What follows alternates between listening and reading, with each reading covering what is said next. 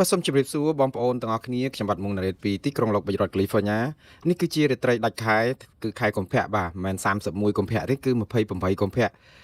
ដោយសារតែខែនេះគឺថ្ងៃវាតិចជាងខែផ្សេងទៀតនេះដូច្នេះនៅរាត្រីថ្ងៃទី28ខែកុម្ភៈឆ្នាំ2026នេះបង្អែមលៀងមាត់របស់ខ្ញុំគឺភាគច្រើនបង្អែមអន្តរជាតិបន្តិចហើយព្រោះអីខ្មែរយើងនិយាយច្រើនដែរថ្ងៃនេះគឺមានរឿងគួរឲ្យសោកសង្រេងដែរដោយសារតែព្រឹត្តិការណ៍ក៏ក្រើកជុំវិញពិភពលោកដែលធ្វើឲ្យរឿងនេះរកម្មចិត្តដល់បងប្អូនច្រើនហើយក៏មានអ្នកសាទរនិងមានអ្នកពេបជ្រាយឬក៏ពិបាកចិត្តប៉ុន្តែរឿងនេះក៏រឿងដែលសំខាន់ដែលខ្ញុំនឹងជម្រាបជូនបងប្អូននេះថ្ងៃនេះព័ត៌មានតែចំណងជើងពីរគត់គឺទី1តកតងនឹងថៃឃ្លាំមើលកម្ពុជាក្រែងចល័តអាវុធ PHL 03ទៅព្រំដែននិងទី2គឺលោកត្រាំបញ្ជាប្រតិបត្តិការវាយប្រហារទ្រង់ទ្រាយធំលើអ៊ីរ៉ង់ក្រោយការចរចាបរាជ័យនឹងមានតែប៉ុណ្្នឹងឯងសរុបព្រឹត្តិការណ៍ប្រចាំថ្ងៃនេះរាត្រីនេះគឺមានតែពីរហ្នឹងហើយខ្ញុំផ្ដោតខ្លាំងទៅលើសង្គ្រាមនៅអ៊ីរ៉ាក់សំទោសនៅអ៊ីរ៉ង់ដែលអាមេរិកនិងអ៊ីស្រាអែលរួមដៃគ្នាចាប់ផ្ដើមបើកការវាយប្រហារទ្រង់ទ្រាយធំថាតើផលប៉ះពាល់លើពិភពលោកយ៉ាងម៉េចប៉ះពាល់ទៅលើចំនួនព្រំដែនកម្ពុជាថៃនឹងយ៉ាងម៉េចប៉ះពាល់ទៅលើជីវភាពរស់នៅប្រចាំថ្ងៃបញ្ហានយោបាយសន្តិសុខសង្គមចុះប្រតិកម្មរបស់ពិភពលោកនឹងយ៉ាងម៉េចដែរតកតងនឹងការបើកវាយប្រហារទ្រង់ទ្រាយធំរបស់លោកត្រាំនេះតើអង្គការសហប្រជាជាតិនៅឯណាក្រុមប្រឹក្សាសន្តិសុខអង្គការសហប្រជាជាតិតើយ៉ាងម៉េចទៅហើយសម្រាប់ធ្នាប់ពិភពលោកតើលោកត្រាំវាយប្រហារអ៊ីរ៉ង់បានប្រយោជន៍អីហើយមានន័យអ្វីសម្រាប់នយោបាយនៅស្រុកអាមេរិកឬក៏សម្រាប់សន្តិសុខពិភពលោកទាំងមូលតើមានហេតុផលត្រឹមត្រូវគ្រប់គ្រាន់ទេនៅក្នុងការបើកការវាយប្រហារនេះតើហេតុអីបានជាទៅដល់ការវាយប្រហារបែបនេះនៅពេលដែលឃើញចរចាគ្នាមកកណោក៏ដឹកមកហើយបាទដើម្បីកុំឲ្យខាត់ពេលយូរបងប្អូនបង្អែមខ្មែរទៅមុនតាមដូចសពម្ដងបង្អែមខ្មែរលើកនេះមានតែមួយចានតូចទេគឺមួយខ្ទះថ្នោតធំនេះគឺជាបង្អែមអាមេរិកបង្អែមខ្មែរនេះគឺថៃឃ្លាំមើលកម្ពុជាក្រែងចល័តអាវុធ PHL 03ទៅព្រំដែនចុះថៃនឹងក៏រវល់ពលទុកម៉េះជាមួយនឹងខ្មែរដែលអាសំណាញ់មេឃក៏គ្មានអាវុធយុទ្ធភ័ណ្ឌអីហ្នឹងយើងនឹងវាចាញ់ថៃច្រើនគ្រប់យ៉ាងទៅហើយនឹងរួចបើថៃគ្រាន់បើខ្មែរមានអស់នេះស្មានតែថៃអាចឈ្លានពានដែនអធិបតេយ្យកម្ពុជាមកទម្លាក់គ្រាប់រហូតដល់តំបន់ស្រីស្នំជិត90គីឡូម៉ែត្រនៅក្នុងដីខ្មែរដោយសារតែយើងវាគ្មានអាវុធយុទ្ធភ័ណ្ឌទំនើបធ្ងន់នឹងហើយមានខ្លះដែរមានកំជ្រួចវង BM21 ហើយបងប្អូនដឹងBM21 យើងនឹងបាញ់បានប្រមាណយ៉ាងច្រើននឹងឆ្ងាយបំផុតនឹង40គីឡូដីហ្នឹងឬក៏និយាយទៅគឺកញ្ជ្រួចវងនេះមែនតើBM21 ហ្នឹងគឺតតរុញឲ្យចិត្តមែនតើទៅដល់ព្រំដែនតែម្ដងដើម្បីបាញ់ទៅឆ្ងាយបើនៅឆ្ងាយហ្នឹងនៅក្នុងតែរង្វង់ប្រហែលជាមិនលើសពី40គីឡូដីនិយាយទៅគឺបាញ់មានប្រសិទ្ធភាពត្រឹមប្រហែលជា20គីឡូដីអីជាងតែប៉ុណ្្នឹងទេ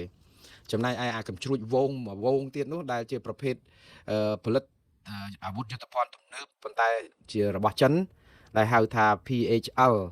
03ដែលជាកំជ្រួចបាញ់រយៈចម្ងាយដែរជាប្រភេទរ៉ុកេតប្រព័ន្ធបាញ់កំជ្រួចរ៉ុកេតរយៈចម្ងាយហ្នឹងគឺបាញ់លើស BM21 ហ្នឹងបានជាង2ដងឯណោះចាំន័យថាឬក៏អាចជាង2ដងឯណោះព្រោះអីបាញ់បានរយៈចម្ងាយដល់81គីឡូដីអញ្ចឹងបើសិនជាកម្ពុជារុលកាភ្លើងប្រព័ន្ធបាញ់គ្រាប់រ៉ុកេតដែលជាប្រភេទអាវុធយុទ្ធភ័ណ្ឌរបស់ចិននេះឲ្យទៅគៀកព្រំដែនថៃ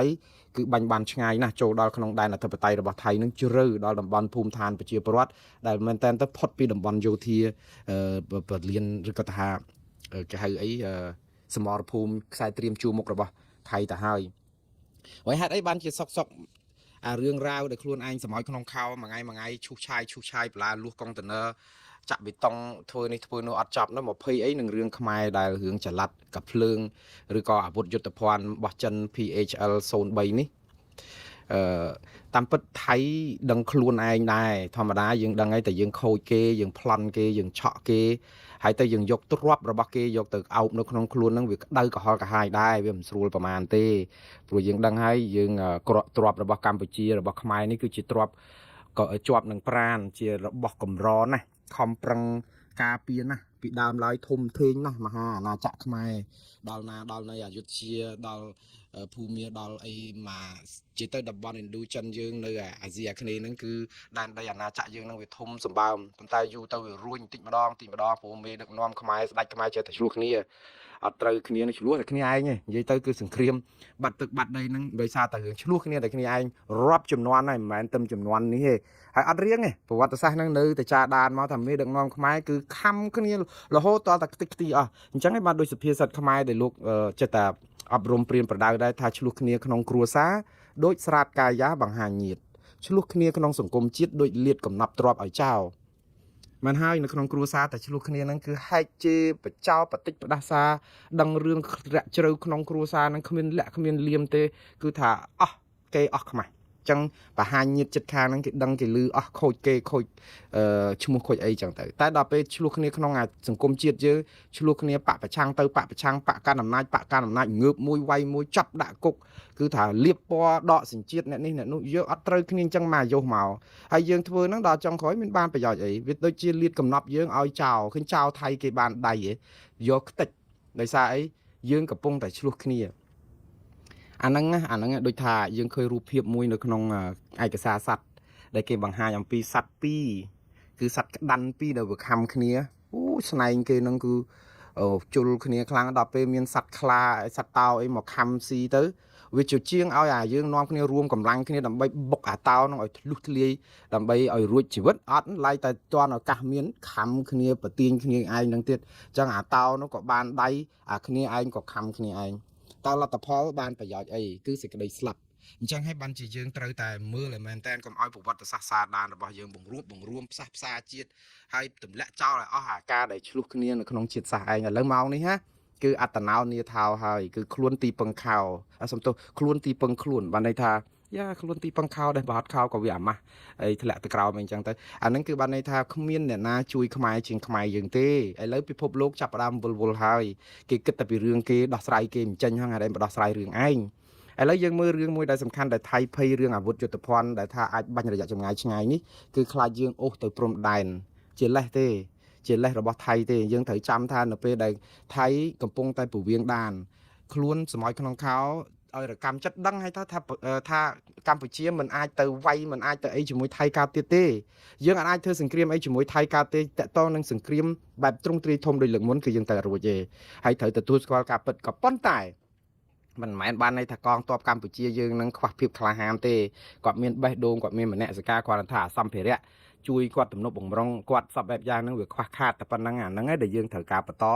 លើកកម្ពស់ស្មារតីបង្រួមជួរទ័ពជួយទំនុកបំរុងឧបត្ថម្ភកាត់ថយអំពើពុករលួយម៉ោងនេះអត់មានរឿងម៉ោងទ័ពអីនៅបកោប្រកាសហៅខ្វះស្បៀងខ្វះទឹកខ្វះអីសពបែបយ៉ាងអញ្ចឹងទេបានហើយ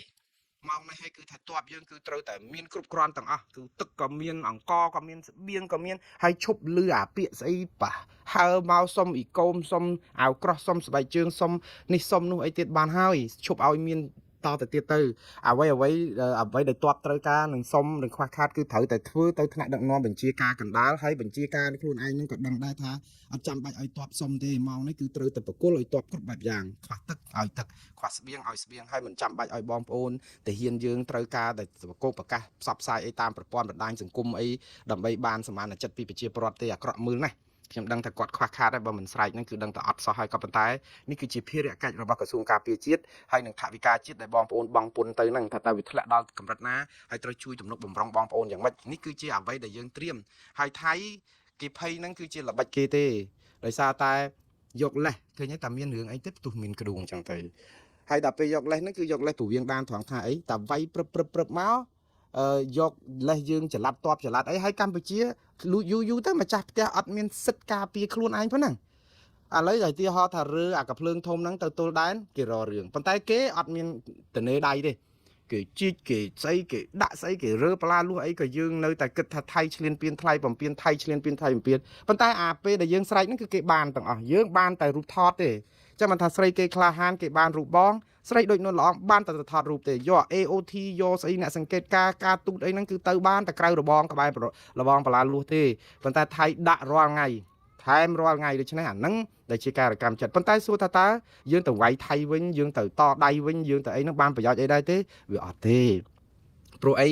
វិធានការរបស់យើងគឺមានតែតុលាការអន្តរជាតិមួយគត់ឥឡូវនេះអស់ហើយនៅតែតុលាការអន្តរជាតិទេគឺតុលាការព្រហ្មទណ្ឌអន្តរជាតិនិងតុលាការយុត្តិធម៌អន្តរជាតិដែលជាសញ្ញាបត្ររបស់ខ្មែរមានតាំងពីយូរហើយតែយើងធីប វាចោលអាធំហ្នឹងរឿងយកពីបិចយកមកលេងឥឡូវនេះគឺរឿងថៃដែលខ្ញុំនិយាយចឹងជាតពង្រៀងបានទេពង្រៀងបានដើម្បីឲ្យប្រជាពលរដ្ឋហ្នឹងចេះតែឃើញគប់តែព្រំដែនហ្នឹងមានហានិភ័យរហូតព្រោះលួចរបស់ទៅតែពេលលួចរបស់ទៅខ្លាចយើងទៅដណ្ដើមមកវិញ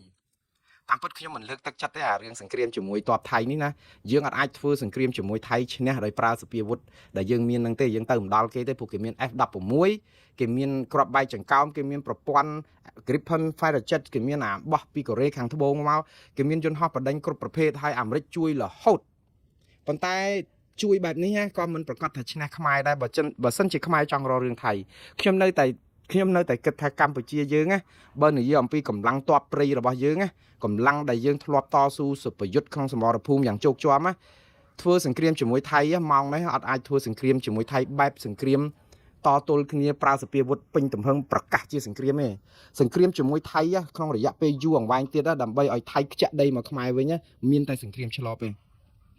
ហើយសង្គ្រាមឆ្លប់នេះខ្ញុំមិនលើកទឹកចិត្តទេក៏ប៉ុន្តែបើថៃខូចយ៉ាងនេះហើយកម្ពុជាមិនប្តឹងថៃទៅតុលាការយុត្តិធម៌អន្តរជាតិទៀតគឺអត់មានជំរឿនអីទេកម្ពុជានឹងបាត់ដីនឹងទាំងអស់ហើយបើសង្គ្រាមឆ្លប់ខ្ញុំចង់សម្ដៅទៅលើដូចសម័យសង្គមសម័យកុម្មុយនីសចឹងបងប្អូនមិនចឹងឯងខ្មែរក្រហមឬក៏គ្នាដែលវាយជាមួយទ័ពយួនទ័ពអីចូលមកហ្នឹងខ្មែរក្រហមបាក់ទ័ពបាក់អីអស់ប៉ុន្តែនៅតែអាចវាយតតាំងជាមួយទ័ពយួនរាប់ប្រហែលជា100,000នាក់បានដោយសារអីគឺនៅពេលដែលគាត់បង្កើតជារបៀបទ័ពព្រៃហ្នឹងគឺអត់មានត្រូវធ្វើខ្លាំងអីត្រូវមានសពាវុធអីខ្លាំងអីគឺថាម្នាក់ហ្នឹងដើរទៅជួនកាលវិចបាយមកកញ្ចប់កាន់តាគ្រាប់បែកគ្រាប់កភ្លើងអីឬក៏អ្វីដែលអាចប្រើប្រាស់បានហ្នឹងគឺជួនកាលស្លៀកស៊ីវិលជួនកាលស្លៀកទៅជាអ្នកលក់សូត្រលក់ហូលឬក៏លក់របស់របរអីបន្តិចបន្តួចអីចឹងទៅមានគ្រាប់បែកគ្រាប់អីចឹងទៅដល់អាកន្លែងលេងដ្ឋានទៅដល់អាកន្លែងជំរុំទៅដល់អាកន្លែងឈរជើងរបស់ថៃហ្នឹងគឺបាញ់ប្រហារបាញ់អីចឹងតែអានេះគេហៅសង្គ្រាមឆ្លប់ហើយដល់ហើយចប់ហើយដកខ្លួនចេញមកជក់បរិយនៅឯណាធ្វើមិនដឹងអីចឹងទៅ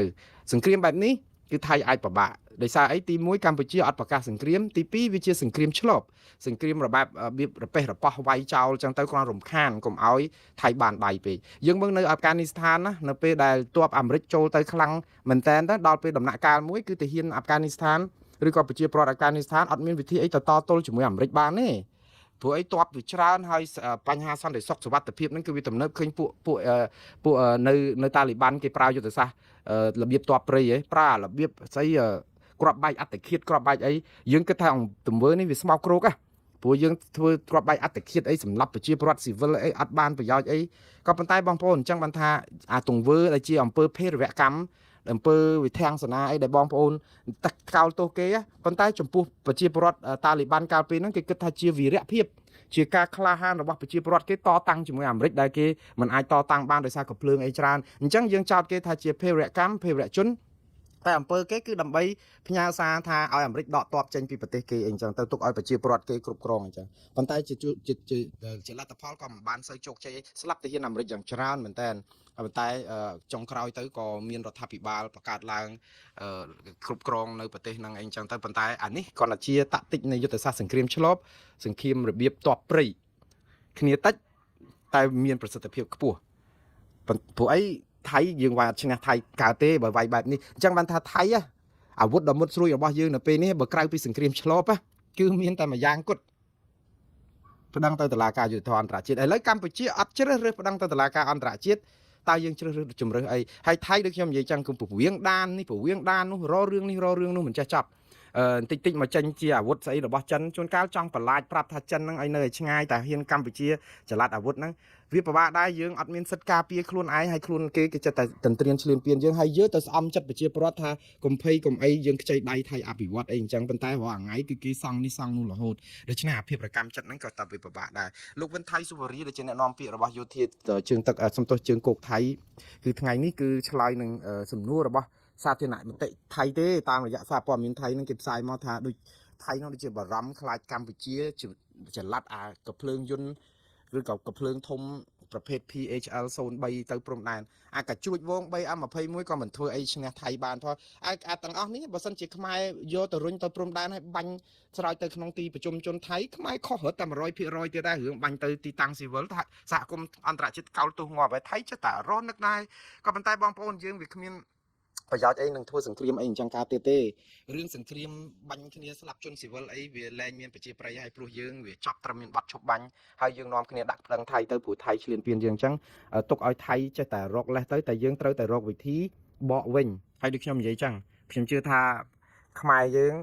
ងបើសិនជាមិនប្តឹងថៃទៅតុលាការយុត្តិធម៌អន្តរជាតិទេយើងកាន់តែអស់ពេលអស់វេលាហើយអស់សង្ឃឹមហើយអាហ្នឹងខ្ញុំបារម្ភទៀតខ្លាចកៃឡូថាអូឥឡូវរដ្ឋាភិបាលកម្ពុជាខ្លួនឯងនឹងអត់ព្រមធ្វើនឹងចាប់ផ្ដើមមានមនុស្សបង្កើតជាក្រុមអីដើម្បីធ្វើសង្គ្រាមឆ្លប់ស្អីក៏កើតឡើងដែរបងប្អូនត្រូវចាំអ្នកដែលគេចង់ការពារទឹកដីសម័យណាក៏មានអ្នកតស៊ូដែរទៅបង្កើតជាក្រុមនេះក្រុមនោះខ្ញុំមិនលើកទឹកចិត្តទេប៉ុន្តែអ្វីដែលធ្វើនេះវាហាក់បីដូចជាឲ្យយើងឃើញអំពីប្រជាពលរដ្ឋចិត្តតែចង់តស៊ូចឹងមិនមែនមានសម័យមានការក្រុមលោកតាសឿនសានក្រុមម៉ូលីណាកាក្រុមស្អីដែលបំបែកខ្លួនទៅក្នុងព្រៃក្រុមហ៊ុនស៊ីមពេចអីនៅជាដែនទល់ដែនហ្នឹងគឺដើម្បីធ្វើអីដើម្បីទាមទារដែនអធិបតេយ្យខ្មែរពីការឈ្លានពានរបស់ទាហានយួនតាកាលឆ្នាំ1979នោះមកអញមួយសែននាក់ជាការពិតឲ្យទាហានបរទេសចូលមកដេញខ្មែរក្រហមខ្ចាត់ខ្ចាយក៏ពិតមែនក៏ប៉ុន្តែប្រជាពលរដ្ឋគិតថាហ្នឹងជាអំពើឈ្លានពានដែនអធិបតេយ្យកម្ពុជាណាមិនមែនថាបងប្អូននៅជំរំជាដែនហ្នឹងមិនដឹងគុណអំពីការរំដោះប្រទេសជាតិឲ្យរួចផុតពីកញ្ញាំបិសាចខ្មែរក្រហមទេក៏ប៉ុន្តែក្នុងពេលជាមួយគ្នាហ្នឹងបងប្អូនយើងដែលជាអ្នកតស៊ូស្រឡាញ់ទឹកដីអធិបតេយ្យរបស់កម្ពុជាក៏មិនចង់បានទាហានបរទេសមកឈ្លានពានលើដែនអធិបតេយ្យកម្ពុជាហ្នឹងគេមិនទាន់និយាយពីរឿងវាយយកបានដីដូចថៃផ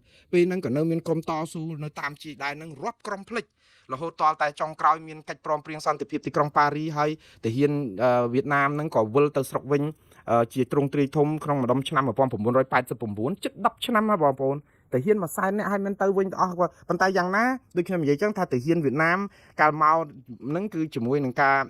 ជាក្រុមរណសេរី2ធ្នូរបស់លោកហ៊ុនសែនហេងសំរិនជាស៊ីមផងហ្នឹងមកក្នុងជំនាន់ហ្នឹងគឺដូចថាលេសរបស់គេមួយគឺរំដោះប្រទេសកម្ពុជាចេញពីរបបខ្មែរក្រហមប៉ុន្តែនៅដាក់ការគ្រប់គ្រងលើកបន្ទប់លោកហ៊ុនសែនឲ្យកាន់ប្រទេសហ្នឹងបាន10ឆ្នាំកាលលើកមុនហ្នឹងមានលោកប៉ែនសវណ្ណទេដល់ប៉ុន្តែក្រោយមកនោះក៏ចាប់លោកប៉ែនសវណ្ណដាក់គុកបាត់ទៅក៏លោកហ៊ុនសែនចាប់ផ្ដើមឡើងកោតរហូតមកអញ្ចឹងរឿងហ្នឹងគឺវាអញ្ចឹងហើយរឿងហ្នឹងគឺឲ្យតែមានរឿងអីប៉ះពាល់ដល់អធិបតេយ្យកម្ពុជាមិនសុខចិត្តទេអញ្ចឹងហើយយើងមើលកាលពីជំនាន់ហ្នឹងគឺនៅមានក្រុមបំបីខ្លួនអញ្ចឹងដើម្បីអីប្រយោជន៍តែមួយគត់គឺទាមទារដល់អធិបតេយ្យមកកម្ពុជាគ្រប់គ្រងវិញសួរថាពួកគាត់ខុសមែនយ៉ាងជាការខុសថាក្រុមឧទាមក្រុមក្រៅច្បាប់ក្រុមអីប៉ុន្តែចោះវៀតណាមមកមួយសែនអ្នកដែលមកគ្រប់គ្រងដែនអធិបតេយ្យកម្ពុជាដែលជាទ័ពបរទេសលើដែនអធិបតេយ្យកម្ពុជាហ្នឹងអត់ខុសទេចឹងមក10ឆ្នាំដល់ចឹងពួកគាត់តវ៉ាចុះឡើងទៅជាលទ្ធផលក៏ទ័ពវៀតណាមមិនអាចនៅលើដីកម្ពុជាបានយូរតទៅទៀតប៉ុន្តែមុននឹងថានៅយូរបានតទៅទៀតហ្នឹងគឺនៅ10ឆ្នាំហើយហ្នឹងកើតកូនពូនជាចៅអស់ហើយអង្គលើងអីហ្នឹងនៅបន្តការងាររាជការគេអីទៅកើតជាកូនជាចៅជាអីចឹងអ្នកខ្លះទៅវិញដោះតែអាវទាហានចឹងទៅនៅជាស៊ីវិលនៅអីពេញស្រុកខ្មែរហ្នឹងហើយហ្នឹងហើយដែលថាខ្មែរយើងនិយាយថាអូយនៅស្រុកខ្មែរគ្មានវៀតណាមគ្មានអីទេរកមិនឃើញទេមានស្អីពិធីករណាមួយនោះគេនាំគ្នាបិទបាំងដល់ពេលម្សិលមិញម្សិលមួយថ្ងៃនេះមានសារព័ត៌មានរបស់អាស៊ីមួយគេរកឃើញថាជនជាតិវៀតណាមនៅកម្ពុជាមានដល់ទៅ1លានអ្នកជាងអាហ្នឹងគឺវាអញ្ចឹងហ៎បងប្អូនយើងមាន7 10លានយើងមានវៀតណាម1លានអ្នកជាងអីហ្នឹងអញ្ចឹងអ្នកដែលសម្រេចជោគវាសនារបស់កម្ពុជាគឺជាជនបរទេសក៏ច្រើនដែរយើងមិនទៅរើសអើងពូជសាសន៍អីទេគ្រាន់តែថាយើងត្រូវចាំថាជនអន្តោប្រវេសន៍បើសិនជាចូលមកដោយស្របច្បាប់ដោយអីមិនអីទេប៉ុន្តែជនអន្តោប្រវេសន៍ច្រើនណាចូលមកប្រទេសកម្ពុជាដោយខុសច្បាប់ដោយទឹកបាក់ទំនប់ហើយទៅមានអត្តសញ្ញាណប័ណ្ណមានសញ្ជាតិមានអីមានសិទ្ធិបោះឆ្នោតសម្រាប់ជោគវាសនារបស់កម្ពុជាអញ្ចឹងតែមានរឿងអីតាក់ទងរឿងព្រំដែននៅខាងកើតគឺយើងបាត់ប្រយោជន៍កម្ពុជាទៀតដោយសារអីវាមានលបាយប្រជាពលរដ្ឋនៅខាងកើតដែលគេអាចបោះឆ្នោតសម្រាប់ជោគវាសនាទប់អញ្ចឹងហើយបានជាយើងឃើញថាឲ្យតែមានរឿងអីជាមួយនៅខាងកើតគឺយើងហាក់បីដូចជាត្រៀមតក្តារមឈូសឲ្យបងប្អូនប្រជាពលរដ្ឋយើងតែតតាំងអីអញ្ចឹងហើយរៀងស្ងាត់នៅខាងកើតហ្នឹងរៀងច្បោលទៅហើយអ្នកណាតវ៉ាចាប់ដាក់គុកអស់ដូចអញ្ចឹងមកខ្ញុំថាអស់សំណើលោកសំរងស៊ីគេចោទគាត់ថាក្បត់ជាតិដែរលោកសំរងស៊ីទៅដកបកគោលព្រំដែននៅម្ដុំខេត្តស្វាយរៀងពីកដាលវាលស្រែរបស់ប្រជាពលរដ្ឋនៅហ្នឹងដោយសារតែអាញាធរវៀតណាមហ្នឹងរំលោភដែនអធិបតេយ្យរបស់កម្ពុជាអញ្ចឹងទៅដកអាបកគោលហ្នឹងក្បត់ជាតិដកបកគោលខ្មែរដកបកគោលយួនដើម្បីបានដីមកខ្មែរក្បត់ជាតិដល់ទៅពេលវាយគ្នាជាមួយថៃក្តាំងថៃគេវាយបានប្រមាណ14កន្លែងដែលកម្ពុជាទទួលស្គាល់ថាថៃវាយបានក្រោមការគ្រប់គ្រងរបស់លោកហ៊ុនម៉ាណែតនិងហ៊ុនសែនតែចោទលោកសំរងស៊ីថាក្បត់ជាតិធ្វើឲ្យបើកដៃឲ្យថៃវាយកម្ពុជាដដើមគ្រប់គ្រងដែនអធិបតេយ្យបានចេញតវ៉ាអង្គការសង្គមស៊ីវិលគេ60ស្អីគេឯណាស្ថាប័នអីណានោះចេះតែទៅរួចដែរអញ្ចឹងយើងធ្វើអញ្ចឹងបានថាយើងវាប្រកែអញ្ចឹង ប៉ុន្តែអាបកាយយកដីពីគេមកវិញអត់បានអញ្ចឹងកុំបានតបព្រៃតបអីក្រុមដុកតាសឿនសានហ្វុនសិមពេចមូលីណាកាឬស្អីដែលបំបែកខ្លួននៅទល់ដែនដើម្បីតវ៉ាបណ្ដេញតបវៀតណាមចេញទៅស្រុកវិញហ្នឹងកុំអីអត់បានដល់ប៉ុណ្្នឹងទេហើយអាហ្នឹងហើយដែលជាគេហៅសង្គ្រាមរបៀបតបព្រៃណាហើយយើងហៅគាត់ឧទាមប៉ុន្តែគាត់ដើម្បីទាមទារដែនអធិបតេយ្យដេញបន្តិចទៀតខ្ញុំបារម្ភអញ្ចឹងខ្ញុំបារម្ភនឹងថាបើរដ្ឋាភិបាលកម្ពុជាមិនប្តឹងគេទៅតុលាការយុត្តិធម៌អន្តរជាតិអញ្ចឹងធ្វើឲ្យប្រជាពលរដ្ឋដែលបាក់ស្បាតបាក់ទឹកចិត្តច្បាស់ជានាំគ្នាបង្កើតទៅជាក្រុមដើម្បីទាមទារដែនអធិបតេយ្យរបស់យើងមកវិញពីថៃព្រោះរដ្ឋាភិបាលមិនធ្វើតើឲ្យអ្នកណាធ្វើអាហ្នឹងដែលជាបញ្ហាដែលលំបាកមែនតើប៉ុន្តែអារឿងដែលលំបាកមួយហ្នឹងគឺអស់ព្រៃតែម្ដងដល់ពេលអស់ព្រៃទៅឲ្យពួកគាត់ទៅរកព្រៃឯណាមិនមែនព្រៃម៉ាគីណាចូលទៀតដោយកាលសម័យសម្ដេចឪនោះអត់មានក៏ប៉ុន្តែអាទឹកចិត្តប្រជាពលរដ្ឋដែលចង់បានដែនអធិបតេយ្យរបស់យើងពីថៃវិញកុំឲ្យថៃរំលោភបំពានវាជិះមិនផុតពីការចូលដល់ក្នុងស្ថានភាពបែបនេះហើយខ្ញុំបន់ស្រន់កុំឲ្យមានរឿងនេះកើតឡើងអីខ្ញុំអត់ចង់ឲ្យកម្ពុជាមានសង្គ្រាមទៀតទេអត់ចង់ឲ្យកម្ពុជានៅកម្មមិនជាបែបនេះទៀតទេខ្ញុំចង់ឲ្យកម្ពុជាទទួលបានតែពរសពសាធុការមហាប្រសើរសេរីសួស្តីជ័យមង្គលគ្រប់ប្រការយើងឆ្អែតឆ្អល់នៅក្នុងការដែលមានសង្គ្រាមវេទនាណាម៉ោងនេះខ្មែរយើងគួរតែបានទទួលសេចក្តីសុខមិនមែនតែអង្គុយនៅក្នុងតង់ភ្លៀងទឹកលិចក៏ខ្លោកក៏ខ្លាក់រត់តែកន្លែងដាំបាយមិនបានរកកន្លែងសម្រាប់មិនបានវេទនាភ្នែកណាបងប្អូនយើងមើលពីស្រុកក្រៅនេះទៅគឺវេទនារកម្មចិត្តសម្រាប់បងប្អូនកម្ពុជាថាតើហេតុអីបានជាយើងវេទនាដល់ថ្នាក់នេះម៉ោងនេះឆ្នាំនេះយើងរួចសង្គ្រាម50ឆ្នាំហើយហេតុអីបានជាយើងវិលទៅរបបដូចជារបបសម័យខ្មែរក្រហមអញ្ចឹងទៀតអាហ្នឹងដោយសារអីគឺដោយសារតែយើងមានបញ្ហាជាមួយថៃហើយមានបញ្ហាជាមួយថៃហ្នឹងគឺដោយសារតែរបៀបដឹកនាំរដ្ឋរបស់យើងទាំងសងខាងហ្នឹងវាមានបញ្ហាអញ្ចឹងហើយបានថាយើងត្រូវតែរួមកម្លាំងគ្នាឲ្យរឹងមាំជាធ្លុងមួយសាមគ្គីគ្នាហើយកុំវាយបំបែកគ្នាកុំហែកគ្នាកុំចាប់គ្នាដាក់គុកទៀតយើងត្រូវរឹងមាំឡើងព្រោះថៃម៉ោងនេះគឺបើសិនជាខ្ញុំនិយាយបើសិនទេណាហើយខ្ញុំជឿថារដ្ឋាភិបាលកម្ពុជាដាច់ខាតត្រូវតែដាក់ពាក្យប្តឹងទៅតុលាការយុត្តិធម៌អន្តរជាតិនិងព្រំដែនអន្តរជាតិបើសិនជាយើងដាក់ពាក្យទៅក៏ដោយមិនប្រកាសថាថៃនឹងលុះក្រោមការចូលរួមប្តឹងផ្ដាល់ឬក៏សហការទេព្រោះថៃបានមិនទទួលស្គាល់ចតាធិការតុលាការនេះក៏ប៉ុន្តែកុំទៅខ្លាចរឿងចោលចូលមកកាត់ក្តីឬមិនកាត់ក្តីរឿងយើងជាជនរងគ្រោះត្រូវទារទ្រព្យមកយើងវិញយើងអត់ត្រូវរងចាំចោលទេយើងត្រូវប្តឹងចោលដាក់គុកហើយនឹងទារទ្រព្យមកវិញអានេះគឺជារឿងរបស់យើងប៉ុន្តែដោយសារចោលជាបងធំជាជើងកាងជាអីមានមិត្តភ័ក្តិមានសម្ព័ន្ធមិត្តមានអីអាចចំណុចណាមួយសំបីទៅតុលាការសម្រេចក្តីហើយក៏មិនខ្ជាក់ដីនឹងមកវិញអានេះដែលធ្វើឲ្យប្រជាពលរដ្ឋអស់អ្វីដែលជាការអត់ធ្មត់តស៊ូមតិតាមរបៀបតបព្រៃឬក៏អីណាអាហ្នឹងគឺជារឿងជិះមិនផុតទេខ្ញុំស្ទើរតែអាចនឹងមើលឃើញថាទៅផ្លូវហ្នឹងបើសិនជាកម្ពុជាប្រើវិធានការតុលាការអន្តរជាតិហើយតុលាការអន្តរជាតិសម្រេចមកហើយថៃបែរជានៅប្រព្រឹត្តប្រទេសប្រាស់ខ្ញុំជឿថាកម្ពុជាច្បាស់ជាមិនអត់ឱនឲ្យថៃលេបទឹកដីហើយរដ្ឋាភិបាលកម្ពុជានឹងក៏រកម្មចិត្តដែរខ្លួនឯងក៏ធ្លាក់ប្រជាប្រិយព្រោះមិនអាចយកដីពីថៃមកបានអញ្ចឹងវាច្បាស់ជាមានក្រុមអញ្ចឹងហើយសង្គ្រាមនឹងកើតឡើងសង្គ្រាមស៊ីវិលសង្គ្រាមតបព្រៃបញ្ហា100ចម្ពោះកើតឡើងច្រើនណាស់ប៉ុន្តែបញ្ហាទាំងអស់នេះអាចទប់ស្កាត់បាននៅក្នុងពេលនេះយ៉ាងលឿនទី1គឺត្រូវពង្រឹងស្មារតីសាមគ្គីជាតិនេះឲ្យមែនតែនកុំលើកระดาษឲ្យសោះកុំបោកកុំប្រើនយោបាយប្រជាពិធថាយើងបង្រួបបង្រួមយើងផ្សះផ្សាយើងស្រឡាញ់ហើយស្រឡាញ់ហ្នឹងគឺបបោះអង្អែលតែពួកលលកអីអញ្ចឹងទៅអ្នកណាតាក់បានហ្នឹងមកអោបលិតជើងអីអញ្ចឹងទៅចាប់ផ្ដើមថាយើងនឹងសន្តោសប្រោះប្រណីអីមានគោលនយោបាយបង្រួបបង្រួមជាតិមិនដែលចាត់ទុកអ្នកណាជាសត្រូវអត់ទេអាហ្នឹងគឺជាការបោកប្រាស់ដូចគ្នាការអោបកសោបលលកដែលជេរបតិចផ្ដាសាពីមុនមកហ្នឹងវាគ្រាន់តែជានយោបាយដើម្បីកំចាយក្រុមប្រឆាំងកុំឲ្យខ្លាំងជាងហ្នឹងទេគឺឲ្យសាបដើម្បីអីថាក្រុមប្រឆាំងចោះចូលអស់គណៈបកប្រជាជនអត់ត្រូវការសម្រាមទាំងអស់នេះទេក៏ប៉ុន្តែដឹងខ្លួនថាបើអត់យកសម្រាមមកណាអាសម្រាមហ្នឹងវាស្អុយភាយវាឈួលច្រមុះអញ្ចឹងទិញយកទៅក្របចោលទៅទីទៀតដាក់ចូលក្នុងធុងបិទថង់ចងមាត់ឬក៏យកទៅដិតកំទេចចោលហើយព្រោះអីអាហ្នឹងគឺជាយុទ្ធសាស្ត្ររបស់ក្រុមផ្ដាច់ការគេធ្វើតែអញ្ចឹងទេដើម្បីអីយកអ្នកទាំងអស់នោះមកចូលមករយៈទៅហើយយកមកវាយក្រុមបកប្រឆាំងនិយាយខ្ចីដៃឲ្យវាយគ្នាអញ្ចឹងសិនទៅដើម្បីទី1កាត់បន្ថយអាការដែលបំបាក់ស្មារតីក្រុមប្រឆាំងប៉ុន្តែនេះមិនមែនជាយុទ្ធសាស្ត្រផ្សះផ្សាជាតិទេគឺជាការបំបែកជាតិទៀតហើយព្រោះអីធ្វើឲ្យក្រុមប្រឆាំងក្តៅក្រហាយដោយសារតែការដែលលលកតាមពិតបើគណៈបកប្រជាជនកម្ពុជាគាត់មានភាពស្អប់ខ្ពើមចេះខ្ពើមនឹងអំពើលលកហ្នឹងណាអាហ្នឹងក៏ជាការមួយយ៉ាងជួយឲ្យពីរអ្នកនេះគឺចាប់ផ្ដើមមិនស្អប់គ្នាខ្លាំងពេកដល់ពេលឥឡូវស្អប់គ្នាកាន់តែខ្លាំងទៀតដែរព្រោះអីថាគណៈបកប្រជាជនកម្ពុជាមានគំនិតស្មោកគ្រោកដូចថាចេះតែនាំពួកលលកដែលធ្លាប់ជេរគណៈបកកម្ពុជាទូលរែករួចដែរជេរបចោចាប់ដាក់គុកអស់រាប់ ភ្លេចអស់ហើយហ្នឹងប៉ុន្តែដល់ពេលអ្នកលូនស្ក្រាបទៅលិតស្បែកជើងយើងគិតថាអ្នកនោះឯងល្អទេអត់អីទេយកមកប្រើហើយរួចទោសច្បាប់អត់មានស្តង់ដារអញ្ចឹងទេច្បាប់បើយើងចោតគេជេរបតិចផ្ដាសាគណៈបកប្រជាជនចាប់គេដាក់គុកអស់អ្នកណាក៏ដាក់គុកដែរព្រោះអីវាជាច្បាប់វាអញ្ចឹងណាប៉ុន្តែដល់ពេលយើងធ្វើអញ្ចឹងយើងបង្ហាញអំពីគេហៅនយោបាយប្រជាពិធដ្ឋហើយអត់បានស្អំផ្សះផ្សាជាតិនេះទេវាគ្រាន់តែមាននៅក្នុងកណ្ដាស់ហើយជាយុទ្ធនាការក្រាញអំណាចបន្តវាធ្វើឲ្យមានការថ្នាំងថ្នាក់ពីក្រមប្រឆាំងកាន់តែខ្លាំងហើយប្រជាពលរដ្ឋកាន់តែឆ្លោះគ្នាការផ្សះផ្សាជាតិដែលពិតប្រាកដគឺផ្ដើមឡើងដោយបេះដូងសុឆន្ទៈពិតប្រាកដហើយមានសុឆន្ទៈនយោបាយទៀតទី1បញ្ឈប់ជាបន្ទាន់នយោបាយងើបមួយវាយមួយយកខ្មែរជាសត្រូវហ្នឹងគឺឈប់ហើយត្រូវអនុវត្តទៀតដោះលែងលោកកឹមសុខាឲ្យមានសេរីភាពវិញឲ្យឆាប់តាមតែអាចធ្វើទៅបានទម្លាក់ចោលបាត់ចោលទាំងអស់ដែលមានប្រឆាំងលោកកឹមសុខាដែលជាបាត់ចោលនយោបាយទេវាគ្មានអាមេរិកណាមកចង់ផ្ដួលរំលំរដ្ឋាភិបាលកម្ពុជាទេបើរដ្ឋាភិបាលកម្ពុជាគុំរណបចិនកុំប្រព្រឹត្តអំពើផ្ដេសផ្ដាស់មានអំពើពុករលួយឬក៏រំលោភសិទ្ធិមនុស្សអាមេរិកអត់មានតែឈឺក្បាលចង់រំលាយចង់បំផ្លាញអីទេគេចង់ឲ្យតែដើម្បីអីតែប្រទេសកម្ពុជារីកចម្រើនវាបានប្រយោជន៍ដល់អាមេរិកនោះដោយសារអីដោយសារតែគេអាចនឹងរកស៊ីជាមួយយើ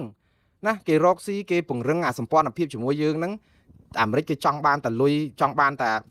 សវត្ថភាពអីទាំងអស់គ្នាប្រជាធិបតេយ្យហ្នឹងតែប៉ុន្តែនៅពេលដែលយើងចាប់ផ្ដើមអោបចិនខ្លាំងពេកបំផ្លាញសិទ្ធិមនុស្សនិងប្រជាធិបតេយ្យអានេះកុំថាឡើយអាមេរិកប្រទេសណាក៏ចង់រំលាយយើងដែរព្រោះគេអត់ចង់ឲ្យយើងខ្លាចជាកូនជើងរបស់ចិនយកមកប្រើដែលធ្វើឲ្យប៉ះពាល់ដល់សន្តិសុខសង្គមតាមពិតគេជួយខ្មែរ17លាននាក់ឯងគាត់ថាវាប៉ះដល់ក្រុមគ្រួសារមួយក្រុមពីរដែលបាត់អំណាចទេតែអញ្ចឹងទៅចោតគេថាចង់រំលាយផ្ដួលរំលំរដ្ឋាភិបាលនេះអត់មានអ្នកណាចង់ផ្ដួលរំលំរដ្ឋាភិបាលស្របច្បាប់ប្រជាធិបតេយ្យទេអត់ដែរទេហើយបើសិនជាគេទៅផ្ដួលរំលំរដ្ឋាភិបាលស្របច្បាប់មានប្រជាធិបតេយ្យពិភពលោកគេថ្កោលទោសងាប់ហើយយើងមានគ្នាក៏ប៉ុន្តែបើយើងរំលោភសិទ្ធិមនុស្សបំផ្លាញប្រជាធិបតេយ្យហើយទៅអោបចិនឲ្យចិនបោកបន្លំស្រេចតែចិត្តចង់ក្រោយចពាក់បំណុលចិនទៅគេរឹបអូសដីកំពង់ផែដោយប្រទេសដទៃទៀតយើងទៅផ្លូវហ្នឹងគេតាមពិតគេជួយយើងតាគេទប់យើងកុំឲ្យកម្ពុជា7-10លានអ្នកហ្នឹងคล้ายទៅជាចំណាប់ខ្មាំងរបស់ថ្នាក់ដឹកនាំមកគ្រួសារមកក្រុមហើយដល់ពេលមកគ្រួសារមកក្រុមភ័យខ្លាចរឿងបាត់អំណាចបាត់ផលប្រយោជន៍ក្រុមខ្លួនសុកចិត្តឲ្យប្រជាពលរដ្ឋ17លានអ្នកคล้ายជាចំណាប់ខ្មាំងហើយដល់ពេលគេនិយាយចឹងប៉ះពាល់ខ្លួនទៅចោតគេថាចង់រំលាយអង្គការចាត់តាំងឬរដ្ឋាភិបាលរបស់ខ្លួនផ្ដួលរំលំខ្លួនចោតអាមេរិកចោតអីចឹងទៅហើយដល់ពេលក្រុមប្រឆាំងដែលមានប្រជាប្រិយដោយលោកកឹមសុខាអីចឹងដែលមានការជួយជ្រោមជ្រែងពីប្រទេសអាមេរិកការជួយជ្រោមជ្រែងពីប្រទេសអាមេរិកសម្រាប់មេដឹកនាំដែលចង់បានលទ្ធិប្រជាធិបតេយ្យមិនមែនជួយតែលោកកឹមសុខាទេមិនមែនជួយតែក្រុមលោកសំរងស៊ីទេអាមេរិកជួយគ្រប់ប្រទេសទាំងអស់គឺមានអង្គការ NDI មាន IRI ព្រោះគម្រោងរបស់ USAID និងគម្រោងថវិកាដែលឯកភាពពីរដ្ឋសភាអាមេរិកគឺជួយលើកស្ទួយប្រជាធិបតេយ្យនៅគ្រប់ប្រទេសទាំងអស់នៅលើពិភពលោកព្រោះអាមេរិកចង់សាបព្រោះប្រជាធិបតេយ្យហើយដើម្បីឲ្យប្រជាធិបតេយ្យនឹងរីកចម្រើនបានណាគឺអាមេរិកមិនអាចទៅគ្រប់គ្រងប្រទេសកម្ពុជាឬប្រទេសណាមួយហើយយកទ័ពអាមេរិកយកប្រជាពលរដ្ឋអាមេរិកយកទៅគ្រប់គ្រងប្រទេសអធិបតេយ្យនឹងបានទេអញ្ចឹងមានតែមានប្រជាពលរដ្ឋនៅក្នុងប្រទេសខ្លួនឯងហ្នឹងដែលមើលឃើញអំពីប្រជាធិបតេយ្យនឹងត្រឹមត្រូវអញ្ចឹងអាមេរិកវិនិយោគយើងប្រើពាក្យអញ្ចឹងចុះអាមេរិកវិនិយោគលើក្រុមដែលជាអ្នកដែលស្រឡាញ់សិទ្ធិមនុស្សនិងប្រជាធិបតេយ្យទប់ទល់នឹងរបបផ្ដាច់ការបែបនេះហើយអាមេរិកធ្វើនៅគ្រប់ពិភពលោកបើយើងចោទអាមេរិកថាជួយលុយក្រុមលោកកឹមសុខាលោកសំរងស៊ីឬក្រុមតស៊ូមតិណាគឺជាអំពើក្បត់ជាតិជាពួកអូទៀមជាពួកអីគឺយើងនឹងបំផ្លាញខ្លួនឯងបានន័យថារដ្ឋាភិបាលខ្លួនឯងនេះដែលបំផ្លាញគេជារដ្ឋាភិបាលអូទៀមទៅវិញព្រោះអីបើសិនជាគេជួយដើម្បីស្ដារសិទ្ធិមនុស្សដើម្បីប្រជាធិបតេយ្យហើយគេចង់ឲ្យប្រជាពលរដ្ឋខ្មែរជាអ្នកសម្រេចជោគវាសនារបស់ប្រទេសកម្ពុជាដោយអាមេរិកធ្វើនៅប្រទេសដទៃចឹងហើយខ្ញុំនឹងនិយាយអំពីសង្គ្រាមនៅអ៊ីរ៉ង់តើអាមេរិកមានគោលការណ៍ធ្វើយ៉ាងម៉េចស្តៀងគ្នានឹងដែរតែអាមេរិកមិនវាយខ្មែរទេវាអត់មានស្អីវាយទេខ្មែរយើងគ្មានប្រយោជន៍អីដល់អាមេរិកទេតែអាមេរិកគេបារម្ភពីរឿងយើងខ្លាយទៅជាកូនជើងរបស់ចិនហើយវាបាត់ប្រយោជន៍ប្រជាពលរដ្ឋ17លាននាក់ហើយក៏វាប៉ះពាល់ដល់ផលប្រយោជន៍អាមេរិកដែរយើងមើលដោយសារតែសេដ្ឋកិច្ចយើងវាអត់មានរីកចម្រើនអីសោះហើយយើងពឹងតែចិនឃើញយើងនាំទំនិញមកអាមេរិក13,000 លាន$13,000 លានមួយឆ្នាំអាមេរិកនាំទៅខ្មែរវិញ$300 លានបងប្អូនគិតមើលតើអាមេរិកចំណេញអីពីខ្មែរយើងនាំទំនិញមកអាមេរិក100 ដុំអាមេរិកនាំទៅខ្មែរវិញបានតែ3 ដុំហើយដោយសារអីដោយសារអាមេរិកសណ្ដោះប្រោសប្រណីកម្ពុជាតាមរយៈការផ្ដល់ GSP ការអនុគ្រោះពន្ធដែលទូទៅដូចតា EBA របស់សហគមន៍អឺរ៉ុបប៉ុន្តែ GSP ហ្នឹងគេចាប់ផ្ដើមដកចេញហើយឥឡូវនេះតម្លើងពន្ធតម្លើងអីដូច្នេះការនាំទំនិញមកអាមេរិកហ្នឹងគឺវាចាប់ផ្ដើមមានភាពរពើងអីតែអាមេរិកទីផ្សារអាមេរិកនៅកម្ពុជានៅតែទូចមែនតើហេតុអីបានទូចដោយសារខ្មែរយើងគឺអត់មានសេដ្ឋកិច្ចរីកចម្រើនសម្រាប់ប្រជាពលរដ្ឋមានប្រាក់ទិញទំនិញអាមេរិកបានទេទំនិញអាមេរិកអត់អាចប្រកួតប្រជែងជាមួយទីផ្សារចិនទីផ្សារថៃទីផ្សារវៀតណាមទីផ្សារម៉ាឡេអីចឹងបានទេព្រោះរបស់អស់ទាំងនោះគឺគេផលិតបានដោយអាមេរិកដែរហើយគេលក់ថោក ដល់អញ្ចឹងអាមេរិកមិនអាចដណ្ដើមទីផ្សារនឹងបានអាមេរិកផលិតតែផលិតផលទំនើបដូចជា iPhone ដូចជាផលិតផលបច្ចេកវិទ្យាទំនើបដូចជាមានរបស់ច្រើនទៀតណាស់ដែលអាមេរិកផលិតបានប៉ុន្តែអាចលក់នៅទីផ្សារកម្ពុជាបានដោយសារអីដោយសារជីវភាពយើងវាខ្សត់ខ្សោយពេកប្រជាពលរដ្ឋតែខ្សត់ខ្សោយអត់អាចទៅមានលុយឯណាទៅទិញរបស់ថ្លៃប្រើទេវាមានតែអ្នកដែលមានប្រហែលជា 5% ទេ95%ក្រអញ្ចឹង 95% ប្រើរបស់ចិនរបស់ថៃរបស់ម៉ាឡេរបស់វៀតណាមដល់អញ្ចឹងរបស់អាមេរិកដែលដាក់ទៅហ្នឹងគឺ A ទាំងអស់អញ្ចឹងទំហំពាណិជ្ជកម្មហ្នឹងវាអត់មានតុល្យភាពគ្នាទេអញ្ចឹងបានយើងនាំទៅគេ100គេនាំមកយើងបានតែ3យើងមកអាមេរិក13,000លានគេទៅវិញបានតែ300លានខុសគ្នាមេឃដីដូច្នេះអាមេរិកអត់មានប្រយោជន៍អីពីកម្ពុជានៅពេលដែលស្ថានភាពកម្ពុជានៅដដែលគេខំប្រឹងឲ្យ GSP គេខំប្រឹងឲ្យអីហ្នឹងដើម្បីអីលួងកម្ពុជាឲ្យមានសិទ្ធិមនុស្សនិងប្រជាធិបតេយ្យហេតុអីបានអាមេរិកលួងកម្ពុជាឲ្យមានសិទ្ធិមនុស្សនិងប្រជាធិបតេយ្យដោយសារអាមេរិកយល់ឃើញថាបើប្រទេសនេះមានសិទ្ធិមនុស្សនិងប្រជាធិបតេយ្យថ្ងៃណាមួយអាមេរិកនឹងអាចរកស៊ីបានច្រើនជាមួយនឹងកម្ពុជាដោយសារតែប្រជាពលរដ្ឋមានជីវភាពទូធានៅពេលដែលមានជីវភាពទូធាអ្នករកស៊ីនៅអាមេរិកក្រុមហ៊ុនធំៗគេចង់រកស៊ីហេតុអីបានគេចង់រកស៊ីព្រោះប្រទេសដែលមានប្រជាធិបតេយ្យសេរីនិយមពិតប្រាកដប្រព័ន្ធដឹកនាំរដ្ឋមានតម្លាមាននីតិរដ្ឋបំបត្តិអំពើពុករលួយប្រព័ន្ធតុលាការឯករាជ្យប្រជាពលរដ្ឋអាចបញ្ចេញសម្លេងជាចំោះជាភ្នែកដើម្បីរិះគន់រដ្ឋាភិបាលមិនមានការងើបមួយវាយមួយមិនមានការលុបបំបត្តិសម្លេងសិក្សាព័ត៌មានអន្តរជាតិមិនបណ្ដេញអង្គការសង្គមស៊ីវិលមិនធ្វើទុកបុកម្នេញគណៈបកប្រឆាំងមិនចាប់គេដាក់គុកស្រែកតែអំពើចិត្តអីឡាក់នឹងឡាក់ដល់អញ្ចឹងប្រព័ន្ធដែលមានតម្លាមានតុល្យភាពគណៈបកប្រឆាំងខ្លាំងគណៈបកកណ្ដាលអំណាចខ្លាំងគឺបដំប្រសងគ្នាវាធ្វើឲ្យប្រព័ន្ធរ៉ូស៊ីហេរ៉ាញ់វត្ថុអីគឺគួរជឿទុកចិត្តអញ្ចឹងក្រុមហ៊ុនធំៗអាមេរិកដូចជា McDonald ដូចជាក្រុមហ៊ុនធំ Apple ឬក៏ Facebook ឬក៏ក្រុមហ៊ុន Google ក្រុមហ៊ុនបច្ចេកវិទ្យាអីទំនើបអីទៀតឬក្រុមហ៊ុនរោងចក្រសហគ្រាសធំរបស់គេក៏គេចង់មករ៉ូស៊ីដែរដើម្បីអីព្រោះអ្នកនៅអាមេរិកនេះគេរ៉ូស៊ីមិនមែនចង់បានតែលុយដូចចិនទេខ្ញុំមិនមើងងាយថាឬក៏ថារើសអើងជនជាតិចិនឬក៏ផលិតផលចិនអីទេចិនអត់ខ្វល់រឿងសិទ្ធិមនុស្សទេយករបស់ឲ្យតែទិញបានលុយថោកបានចំណេញអត់គិតថាអីអាហ្នឹងយកទៅចោះអត់ជួយដោះស្រាយបញ្ហាសិទ្ធិមនុស្សតែនៅស្រុកអាមេរិកនេះហើយនៅអឺរ៉ុបអត់ដូចចឹងទេអ្នកដែលទិញគឺគេមានសិលធម៌មួយគឺថាតើរបស់ដែលគេទិញពីស្រុកខ្មែរនេះតើបានកម្រៃដល់ប្រជាពលរដ្ឋខ្មែរដែរឬទេដែលជាកម្មករយើងមើលតើកម្មករខ្មែរវេទនាប៉ុណ្ណាមកដល់ម៉ោងហ្នឹងគេជួយយើងប៉ុណ្ណឹងហើយប្រាក់ខែទៅបាន$204ទេហូបអត់ហូបឃ្លានបញ្ហាសិទ្ធិមនុស្សបញ្ហាអីយើងឥឡូវអត់សូវឬឃើញគេធ្វើបាតកម្មមិនមែនបានន័យថាអត់មានបញ្ហានៅក្នុងរោងចក្រសហគ្រាសនេះទេវាមានគាត់យើងខ្ទប់មាត់គេមិនឲ្យនិយាយទេហើយយូរឃើញដូចម្សិលមួយថ្ងៃមានកម្មការរនីម្នាក់ដែលធ្វើការអង្គុយស្លាប់នៅលើកន្លែងម៉ាស៊ីនដេររបស់ខ្លួនដោយសារអីអាចបញ្ហាសុខភាពអាចបញ្ហាពុលគីមីពីកណាត់ពីអីមកឬក៏ហូបមិនគ្រប់គ្រាន់ធ្វើការលើសម៉ោងដើម្បីបានថែមម៉ោងដោយសារតែលុយវាតិចពេកដូច្នេះអាបញ្ហាហ្នឹងគឺវាមានច្រើនមកកណោក៏ដឹកហើយអាហ្នឹងបើសិនជាមានរឿងហ្នឹងកើតឡើងគឺអ្នកទិញនៅស្រុកអាមេរិកគេរកម្មចិត្តគេគិតថាជាឈាមកម្លាំងពលកម្មហ្នឹងជាឈាមអញ្ចឹងបើគេទិញរបស់យកមកប្រើគេគិតភ្លាមតែយើងជួយគាត់ឬក៏យើងសម្លាប់គាត់តែវាជួយបានក្រុមពួកអង្គការមហាមន្ត្រីដោយក្រុមក្រាក់ដែលពុករលួយទៅវាបានលុយចូលទៅកប៉ៅមន្ត្រីអស់ទាំងនោះឯប្រជាពលរដ្ឋលហេមលហាមវេទនាគ្មានសិទ្ធិសេរីភាពគ្មានអីអញ្ចឹងសតិអារម្មណ៍របស់អ្នករ៉ូស៊ីនៅស្រុកនេះណាគឺគេអត់ចង់ចលក់រកយើងទេគេអត់ចង់ទៅរកស៊ីទីមួយខូចក្រុមហ៊ុនគេខូចគេឈ្មោះកិត្តិយសគេទៅរកស៊ីស្រុកខ្មែរបើសិនជាមានបងប្អូនគេធ្វើបាតកម្មនៅមុខហាងដូច Walmart ដូច Costco ឬក៏ដូចកន្លែងធំដែលគេលក់ផលិតផលដែលយកមកពីខ្មែរបើគេដឹងថាផលិតផលហ្នឹងធ្វើទុកបុកម្នេញប្រជាពលរដ្ឋកម្មករខ្មែរឲ្យគេមកធ្វើបាតកម្មមួយថ្ងៃដើម្បីទាមទារឲ្យហាងហ្នឹងឈប់យកផលិតផលពីស្រុកខ្មែរហាងហ្នឹងចង់គឺនឹងឈប់ទិញផលិតផលពីស្រុកយើងដោយសារអីការតវ៉ាហ្នឹងគឺធ្វើឲ្យរង្គៀសចិត្តដល់អតិថិជនដល់ក្រុមហ៊ុនតាក់ទងនឹងសេចក្តីថ្លៃថ្នូរនិងសិលធម៌នៅក្នុងការរកស៊ីពួកឥឡូវអ្នកណាក៏ផលិតបានដែរស្បែកជើងស្អីនឹងអ្នកណាក៏ធ្វើបានដែ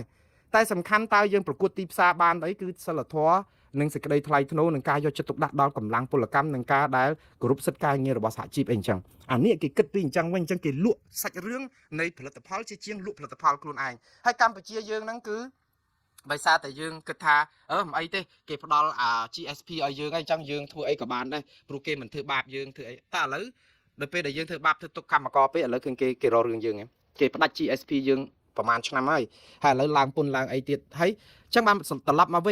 ញអាមេរិកចង់បានប្រជាធិបតេយ្យឲ្យប្រទេសកម្ពុជាបានមាននឹងមិនមែនអាមេរិកគេចោះទៅគ្រប់គ្រងប្រទេសយើងទេគេត្រូវតែជួយវិនិយោគទៅលើក្រុមណាដែលមានជំហរតស៊ូមតិដើម្បីសិទ្ធិមនុស្សនិងប្រជាធិបតេយ្យហើយក្រុមនោះឯងដែលជាក្រុមឧទាមក្នុងខ្សែភ្នែករបស់គណៈបកកណ្ដាលអំណាច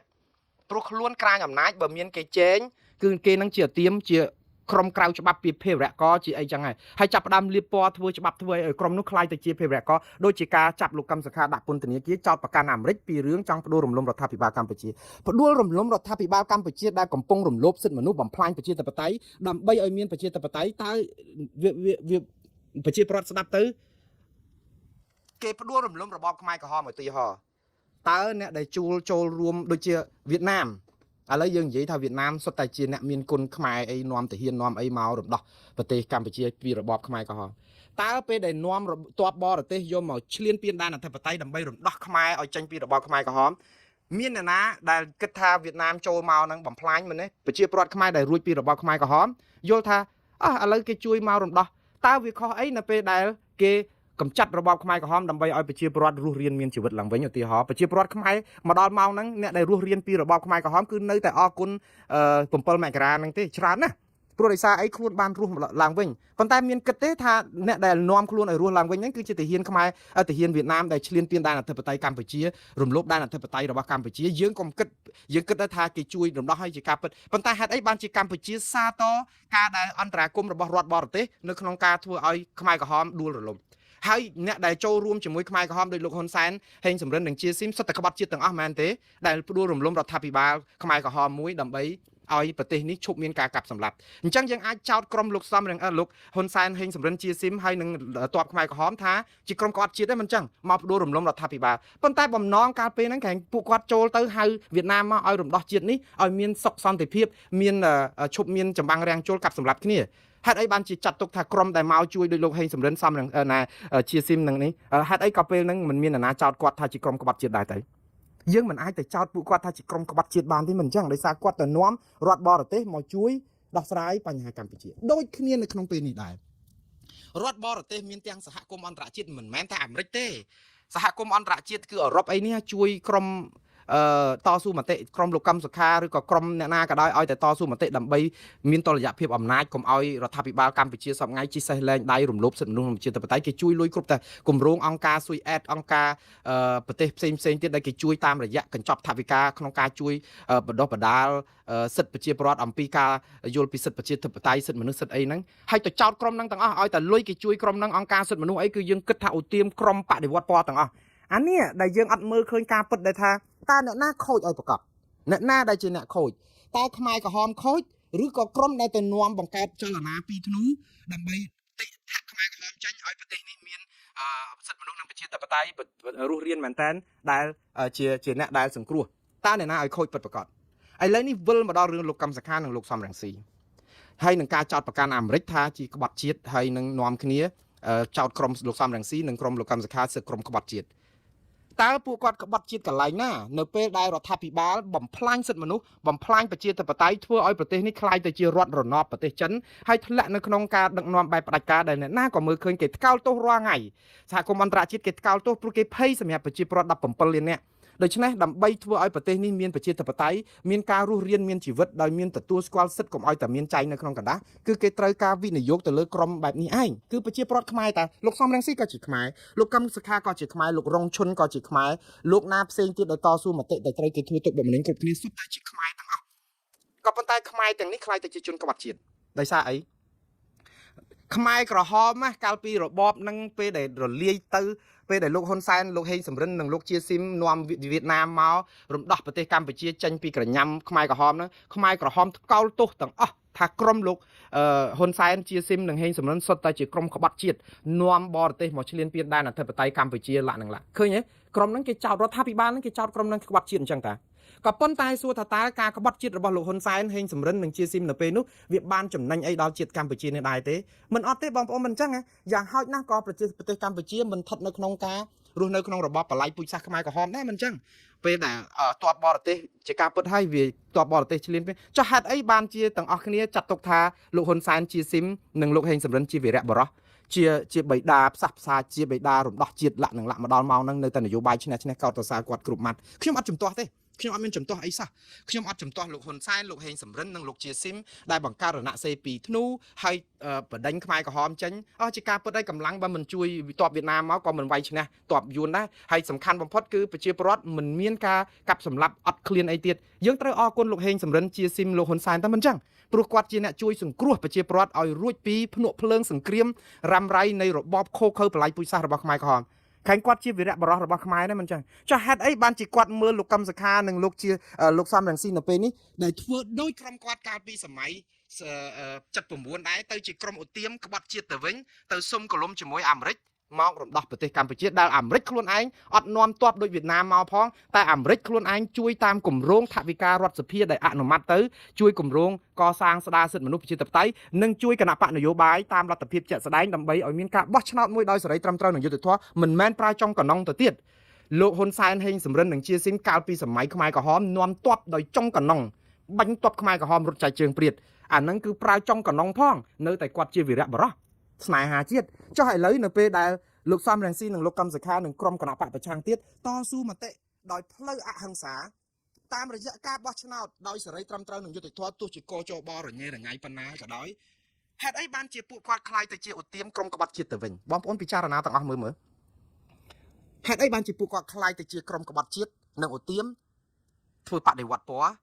នៅពេលដែលពួកគាត់ចង់ឲ្យប្រទេសនេះខ្លាយទៅជាប្រទេសដែលមាននីតិរដ្ឋត្រឹមត្រូវបំបត្តិអំពើពុករលួយមានប្រព័ន្ធតុលាការត្រឹមត្រូវឯករាជ្យដោយមិនតុលាការអយុត្តិធម៌ដោយសពថ្ងៃមានប្រព័ន្ធផ្សព្វផ្សាយឯករាជ្យមិនមានការបិទឬក៏ដេញធ្វើបាបទុកបុកម្នេញរបស់អ្នកកាសែតប្រជាពលរដ្ឋមានសិទ្ធិសេរីភាពអាចបញ្ចេញមតិបានកម្មករអាចតវ៉ាសហជីពបង្កើតទៅដើម្បីសិទ្ធិសេរីភាពរបស់កម្មករហើយការបោះឆ្នោតមួយប្រព្រឹត្តទៅដោយសេរីត្រឹមត្រូវនិងយុត្តិធម៌គ្មានប្រព័ន្ធផ្សព្វផ្សាយណាដែលផ្សាយតែឲ្យគណៈបកប្រជាជនកម្ពុជាផ្ដាច់មុខអ្នកណាផ្សាយពីហ្នឹងគឺបិទមិនឲ្យសម្ដែងមិនឲ្យផ្សាយមិនឲ្យអីរត់ធ្វើទុកបុកម្នេញគ្នាតើហេតុអីបានជាក្រុមដែលកំពុងតែធ្វើឲ្យអ្វីទៅជាភាពប្រសើរខ្លាចជាក្រុមក្បត់ជាតិអស់ហើយហេតុអីបានជាជំនួយរបស់អាមេរិកឬក៏រដ្ឋាភិបាលអឺរ៉ុបជួយក្រុមតស៊ូមតិអស់ទាំងនេះគឺជាការជួយទំនុកបម្រុងបដិវត្តពណ៌ទៅវិញបដិវត្តពណ៌គឺយើងធ្វើតែក្នុងការកសាងកម្លាំងប្រដាប់អាវុធឧទាមទ័ពព្រៃចូលទៅបង្កើតតំបន់អបគមអីអានឹងគឺជាបដិវត្តពណ៌អានឹងយើងមិននិយាយទៅគឺយើងអាចចោទប្រកាន់ចេះបានប៉ុន្តែក្រុមនេះជាក្រុមដែលចូលទៅមានតំណាងរាស្ត្រ55នាក់មានការបោះឆ្នោតប្រជាពលរដ្ឋបោះឆ្នោតជិត3លានគណៈបកប្រជាជនកម្ពុជាកាលពីអំឡុងឆ្នាំ2010ជាងហ្នឹងណា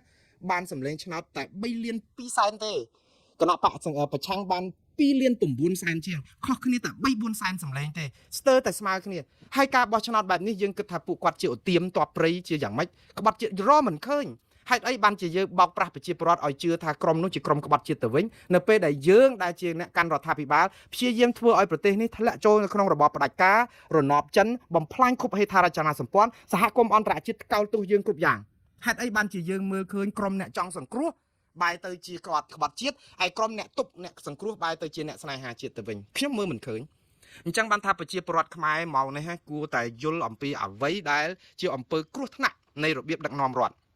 ឋខ្ញុំមិនទាមទារឲ្យបងប្អូនបះបោធ្វើបដិវត្តពណ៌កំចាត់កំតិចឬក៏សម្លាប់គ្នាទេអត់ទេខ្ញុំបដិសេធដាច់ខាតអំពើហិង្សាសពបែបយ៉ាង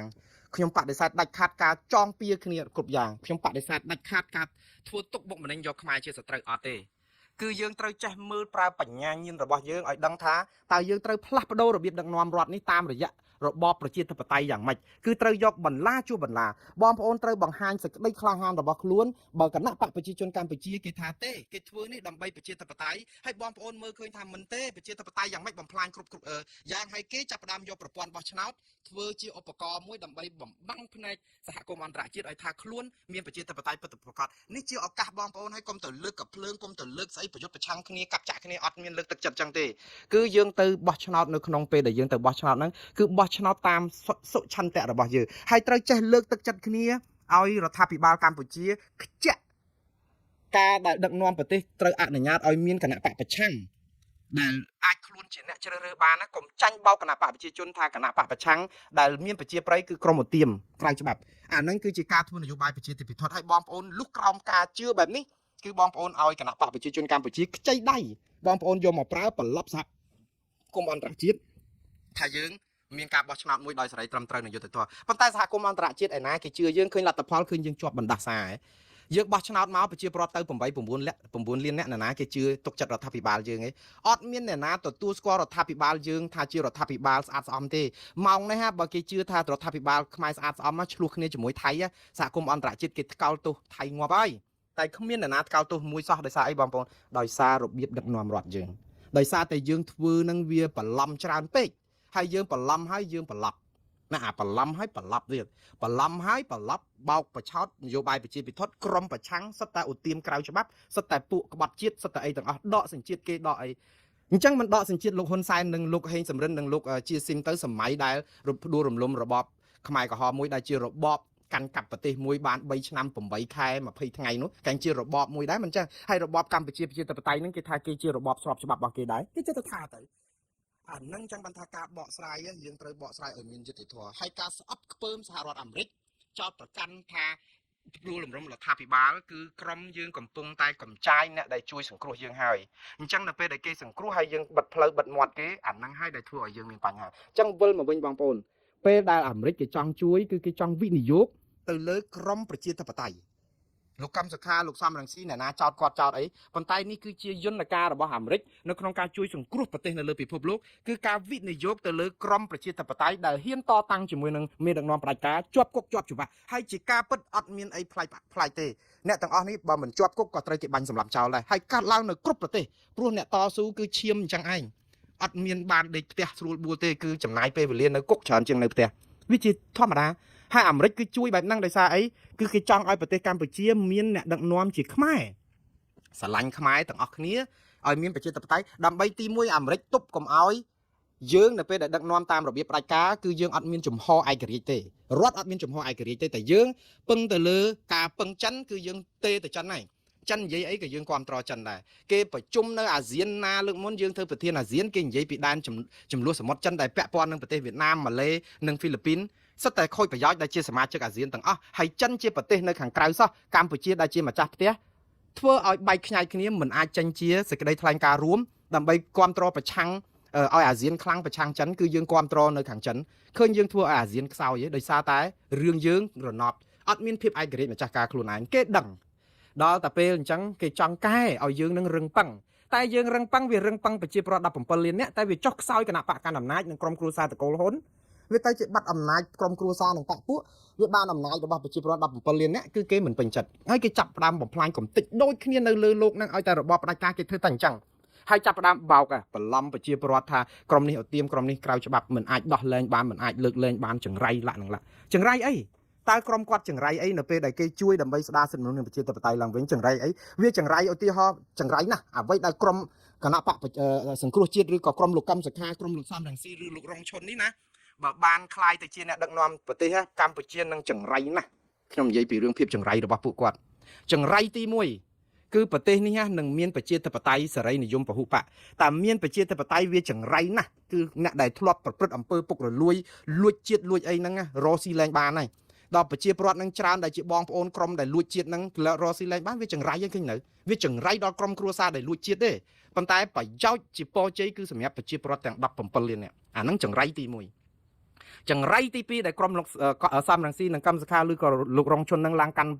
ប្រទេសគឺចង្រៃអីគឺវានឹងច្បាស់ជាមានប្រព័ន្ធផ្សព្វផ្សាយឯករាជ្យនៅពេលដែលមានប្រព័ន្ធផ្សព្វផ្សាយឯករាជ្យគឺចង្រៃដោយសារអីនិយាយការពិតច្រើនពេកទៅគឺវាទៅជាហែកពោះឲ្យក្អែកចឹកគឺឲ្យអាអំពើផ្ដេសផ្ដាស់អាសកម្មនៅក្នុងសង្គមហ្នឹងវាបាត់ប្រយោជន៍អស់ហើយប្រយោជន៍ដែលធ្លាប់សុំកលុំគ្នាធ្លាប់បលិមបឡំធ្លាប់លឹមលំអីហ្នឹងគឺវាចង្រៃក្រុមអស់ហ្នឹងគឺលែងរកស៊ីបាននេះគឺជាភាពចង្រៃរបស់ក្រុមលោកសំរងស៊ីនិងក្រុមលោកកម្មសខានិងក្រុមលោករងឈុនអីឬក៏អ្នកដែលកាន់ប្រជាធិបតេយ្យគ្រប់សិទ្ធិមនុស្សអាហ្នឹងសម្រាប់តាក់ទងនឹងប្រព័ន្ធផ្សព្វផ្សាយចង្រៃទី3គឺតាក់ទងនឹងការដែលចង្រៃដល់បញ្ហារឿងនាំគ្នាប្រជាពលរដ្ឋចាប់ផ្ដើមអាចក្រោកតវ៉ាតាមផ្លូវបានអាចនិយាយតរិះគន់រដ្ឋាភិបាលដោយអត់មានខ្លាចគេចាប់ដាក់គុកអីហ្នឹងគឺចង្រៃទៀតហ៎ហេតុអីបានជាចង្រៃគឺចង្រៃដោយសារអូផ្លូវ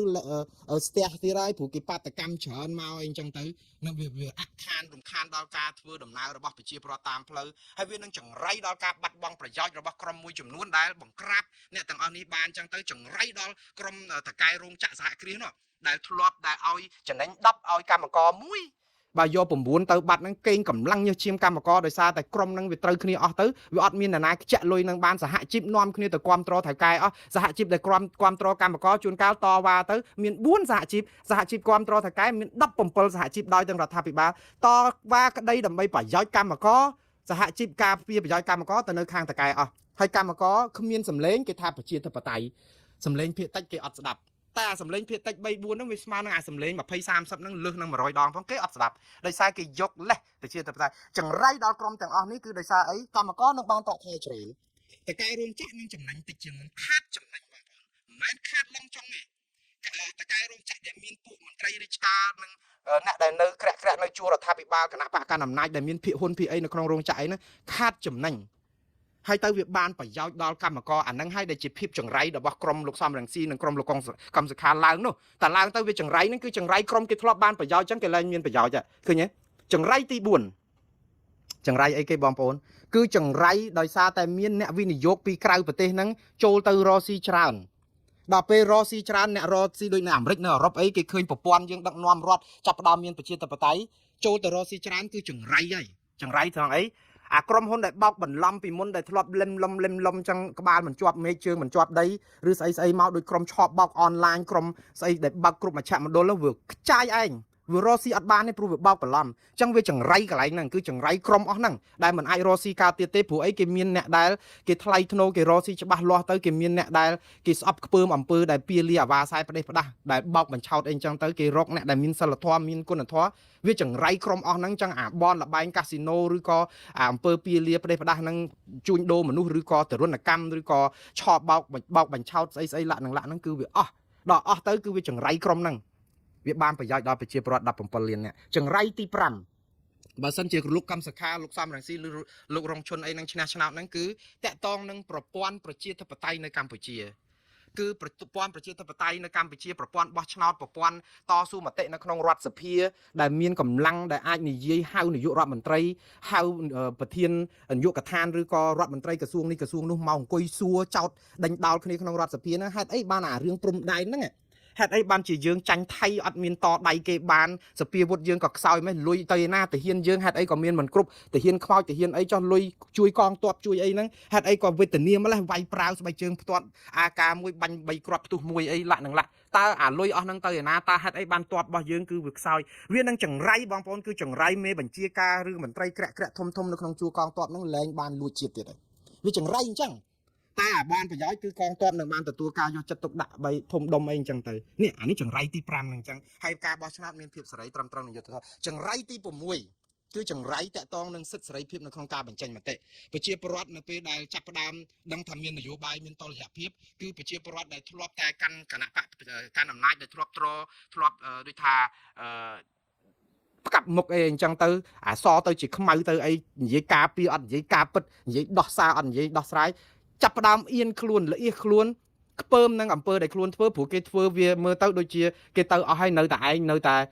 มหาอจามหาลุดเพราะดึงจังไรจังสไลเพียมในการบรรจัยมาเตะนั่งจับประดามโดปัวเพียมโดปัวได้ซาไอผู้กรมน้องแรงอาจจะทะเลตึกลึกดำกลางได้บุคคลเหมือนเนี่ยมากรมไม่ยมอลึกตัวสถาบันจังเวียกรมปะปุ่นนิยมไอ้นั่งเวียดัดจังไรกรมนั่งแรงบานรอซีแรงบานยกเนี่ยมาเก็บสังกัดเกโดยเฉพาะกรมครูบังเรียนนาได้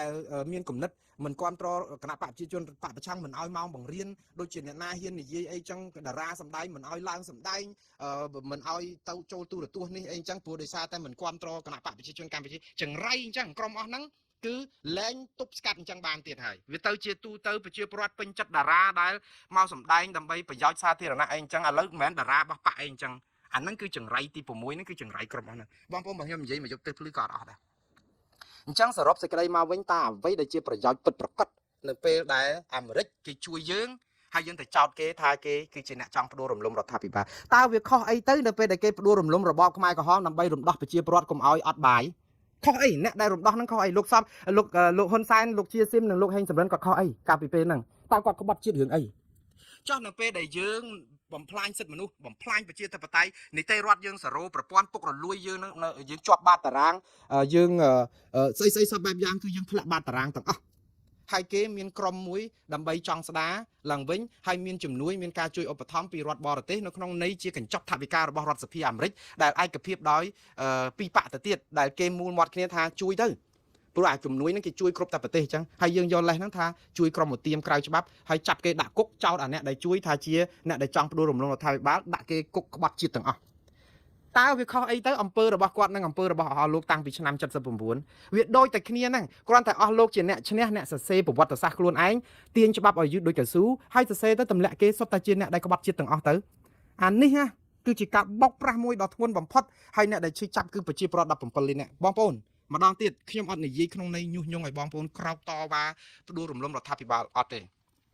េស្ដាប់គ្នាឲ្យបានហើយស្រួលយល់ខ្ញុំចង់និយាយថានយោបាយប្រជាពិធដ្ឋវាលែងមានប្រសិទ្ធភាពទៀតហើ